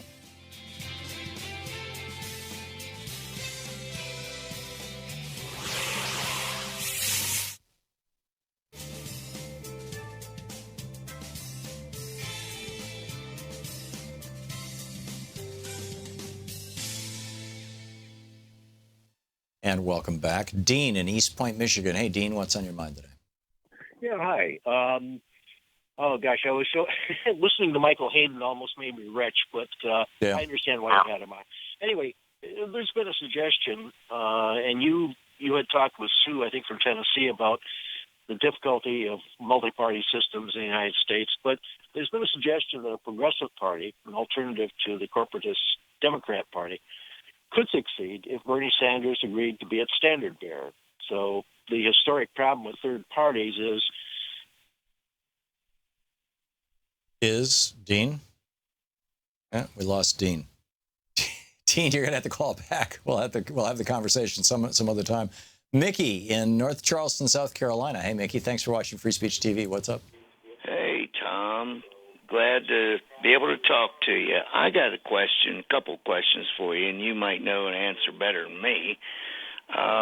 What do you think the Republicans are going to do when they get the CBO grade on their new all and great health plan? They're gonna say what they have been saying in anticipation of it, which is when the CBO scored Obamacare, they estimated that pretty much everybody was going to get health insurance and that the costs were going to be lower and the revenues were going to be higher, and that didn't happen. And that, of course, is a truth wrapped up in a lie. And the lie, the piece of the lie is that when the CBO scored Obamacare, it had not yet been before the Supreme Court. The Supreme Court said that Obamacare required all 50 states to fully fund Medicaid for everybody who didn't get health insurance. And the Supreme Court, John Roberts, one vote majority, John Roberts wrote the opinion. John Roberts said, well, states can choose to do that or they can choose not to. And so all the red states, or the majority of the red states, said, no, we're not going to expand Obamacare in our states. So you get states like Florida where Rick Scott said, no, we're not going to expand it. And women like Charlene Dill, the mother of a little child, 2 children, as I recall, who could not afford her medication. She had a heart condition. She could not afford her heart medication.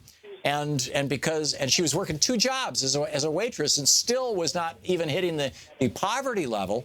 She would have qualified for Medicaid expansion, but Rick Scott refused to do it, and she died. You know, he's got her blood on his hands, and she's one of tens of thousands of people around the country who have died every year because of the failure of expanding Medicaid. But in any case, so when the CBO scored Obamacare originally, it would have been 100% accurate if the Supreme Court hadn't blown up that Medicaid provision. So, you know, they are saying that the CBO's scores are wrong, which is, you know, was true, but it was only true because of the Supreme Court decision. It wasn't true because the CBO was wrong. The CBO was totally right.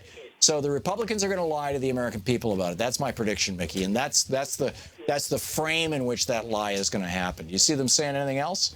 Oh, yeah, definitely. And the other thing I wanted to ask you about, what do you think about the idea that Trump is supposed to give his answer?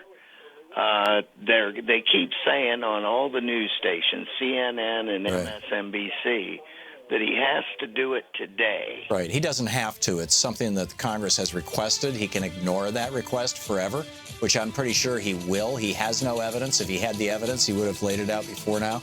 This is Donald Trump getting whacked out of shape because of an article because of a right-wing hate host going off on a rant about this and then getting picked up by Breitbart. And then somebody slipped that Breitbart thing into his stack of morning reading. And I'm not, speculating about that. That's what's out there in the press.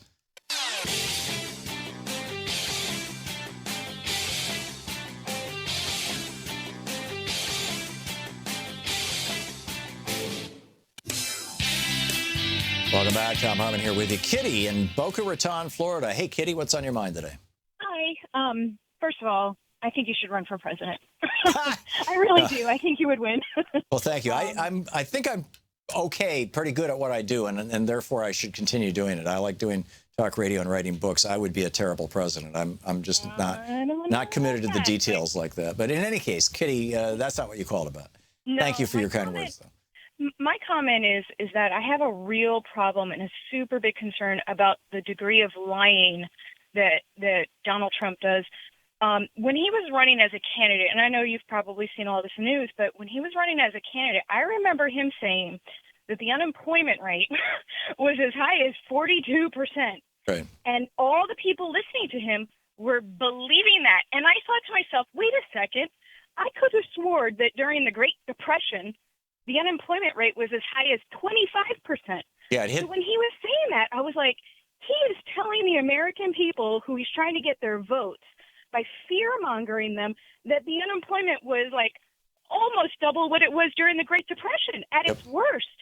And so what we have now is we have a president who is a compulsive liar. And what I don't like about that is I just keep going back to WMDs. So it seems to me that this president really needs to have some sort of major catastrophe. He needs us to have a terrorist attack. And I worry about people like this. He lies, he lies, he lies. He lies about everything. And people need to, in the media, they need to start calling it exactly what it is. No more with being very nice with the verbiage. He's a liar, a major liar. And he's our president. And he really needs to be removed from office because of it. It's a problem. It's a real problem. What's he going to say to us when there's a major event? Nobody's going to believe him. Now, what happens, though, Kitty, and this is what David Frum was identifying in the first half hour of our program today, is that Donald Trump has mastered the art of rewarding his friends and at least in a minimal way punishing his enemies. And so you've got Mick Mulvaney out today, who's the head of the Congressional Budget Office, saying, yeah, you know, it's entirely possible that the Obama administration was fudging the unemployment numbers. We're not anymore. These are the real numbers. It's just, I mean, it's bizarre. They're enabling his lying. And as long as he can live inside that right-wing echo chamber of right-wing hate radio and Fox so-called news and Breitbart, he's going to do it. And he's going to get all this positive reinforcement and feedback, and America is going to continue to be more and more polarized. And I completely agree with you that we need to be calling him a liar. Kitty, I got to move along, but thank you for the call. Very well said. CJ in St. Paul, Minnesota, listening to AM 950 KTNF. Hey, CJ, what's up? And in fact, I was in Minnesota this weekend. It was a wonderful, wonderful trip. Thank you, Tom. Can you hear me? I hear you fine, CJ. What's up? Okay, now, I got this one for you. This weekend, I talked to a group of young kids, and they were asking me that I vote for Donald Trump, and they were a little bit hostile with me about it. So my answer to them was, do you know the definition of a democracy? And I asked 5 different young kids, and these were grown men. I call them young kids because I'm 58 years old. And none of them knew the definition of a democracy. The answers that they gave me wasn't even close. And I think that we need to say what a democracy really is. Because when you blame one person for everything that's going wrong, that's not a democracy. So what's your definition of democracy, CJ? I would say, and this is what I told them, you have 3 bodies of legislature, which is the Congress, the Senate, and the House of Representatives. And the president, he's just the fall guy. He's the guy who's supposed to be in charge, but not really, because he has to go through those 3 different bodies of legislation. That was my definition to them. Yeah. Was that correct? Well, it's close. You know, you've got the House and Senate, and that's the legislative branch of government. You've got the executive branch, and you've got the judicial branch. But I would always fall back on the origin of the word. Demo is Latin for the people, I believe. Or it's Greek for the people. Thank you, Trey. And democracy means rule by the people. And this is why libertarians don't like democracy and objectivists, people, followers of Ayn Rand. They'll come right out and say, you know, democracy is mob rule, and mob rule is a bad thing, majority rules. But that's the essence of democracy, and the way that we've done it in our representative republic is, as you point out, CJ, you know, through lawmaking by the legislature, by the House and Senate, and then law execution by the executive branch. He holds the police power of the country, and then oversight of that law making and law executing by the judiciary. Good point, CJ. Good on you. Thanks for thanks for the call and keep spreading the good word. Bill in Sunrise Beach, Missouri. Hey, Bill, what's on your mind today? Hey, one, I'd like to apologize. Around Christmas time, I wished ill hardship on one of your Republican right-wing, you got to have your own health care at all costs by yourself. And I wish that maybe if he experienced poverty, he'd change his mind. And I'm sorry for projecting that kind of ill will. Okay, Bill, you're forgiven. What's up? I was very emotional at the time. I had 2 deaths in the family right around Christmas, but that's not the point. But the point also I wanted to make with the Afghanistan thing and the 9/11 thing, a lot of people miss that, what happened, I think a day or two after, around the world, there was a moment of silence. Yeah, it was the next day. And every fire department, I cried. I was like, I think even the Afghan fire departments were like, wow. They held a moment of silence, and we missed that point. And the Iranians shut down their country. I mean, Iran, one of the biggest demonstrations in solidarity with the United States took place in Tehran. Yeah. In the capital of Iran. And we had the Hawks came right back in and just said to war. And I think you're right. That's right. The police action would have been the way to go. Yeah. Arrest them and just say, look, this is, find out exactly what happened, because there's no sense in making more collateral damage and more hate. Yeah, I completely agree. And what was interesting to me, getting General Hayden on, my first instinct was to essentially attack him. And then I thought, that's not going to go anywhere. And he might actually have some things to say that I and my listeners and viewers would find interesting. So I just decided to go with just a straight-up interview. I mean, there's probably more than you and I will ever be exposed to of what goes on every day. And some of it may be interest that maybe we shouldn't be supporting, which is oil at all costs, and stuff like that. But again, that moment of silence was, we had a moment there. We had a couple that was profound. We had the whole world on our side, Bill. And work on that. Yeah, we had the whole world on our side, including the Muslim world. And George Bush blew it. And that's the bottom line. Bill, thanks for the call. John in Portland, Oregon, listening on X-Ray FM. Hey, John, what's on your mind today? The democracy discussion was a perfect lead-in. What's happened to our representative democracy is really simple. We needed the representation because you had to have a horse and buggy to the Capitol to have your voice heard a couple hundred years ago. Right. Now, that representative process got corrupted because in a capitalism, the representative ends up acting in their own self-interest instead of that of the voters, to the extent that now the representatives no longer even represent their voters. In fact, they choose their voters with gerrymandering. And direct democracy, we can do now. That whole representative process is no longer necessary. It became unnecessary with the telephone. And now with the Internet, it's so perfect. We can replace this. This Trump administration was a logical failure of representative democracy, and the representative part is so unnecessary. And so you're arguing for like the Athenian, like the Greek democracy, where you have there were 6,000 members. You had to have 6,001 people in order to have a quorum to pass a law.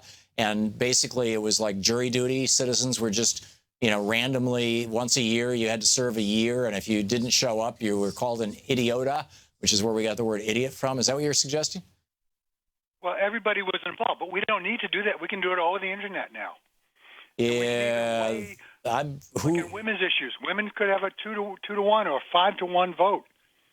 And we can deal with the tyranny of the majority easily by waiting underprivileged groups, and it can all be done really slick.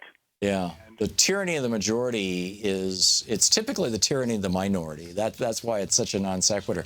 John, thanks for the call. I have my skepticism about direct democracy, and because you're in Portland, the example I would give you is the kicker law, for example, in Portland, which I'm pretty sure was passed by ballot initiative. There's several things that were passed by ballot initiative anyway in Oregon that are actually destructive to democracy, but a lot of money was behind it.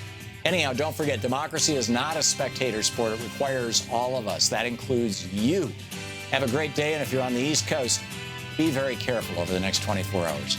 We'll be back tomorrow, God willing, and the creek don't rise. See you tomorrow.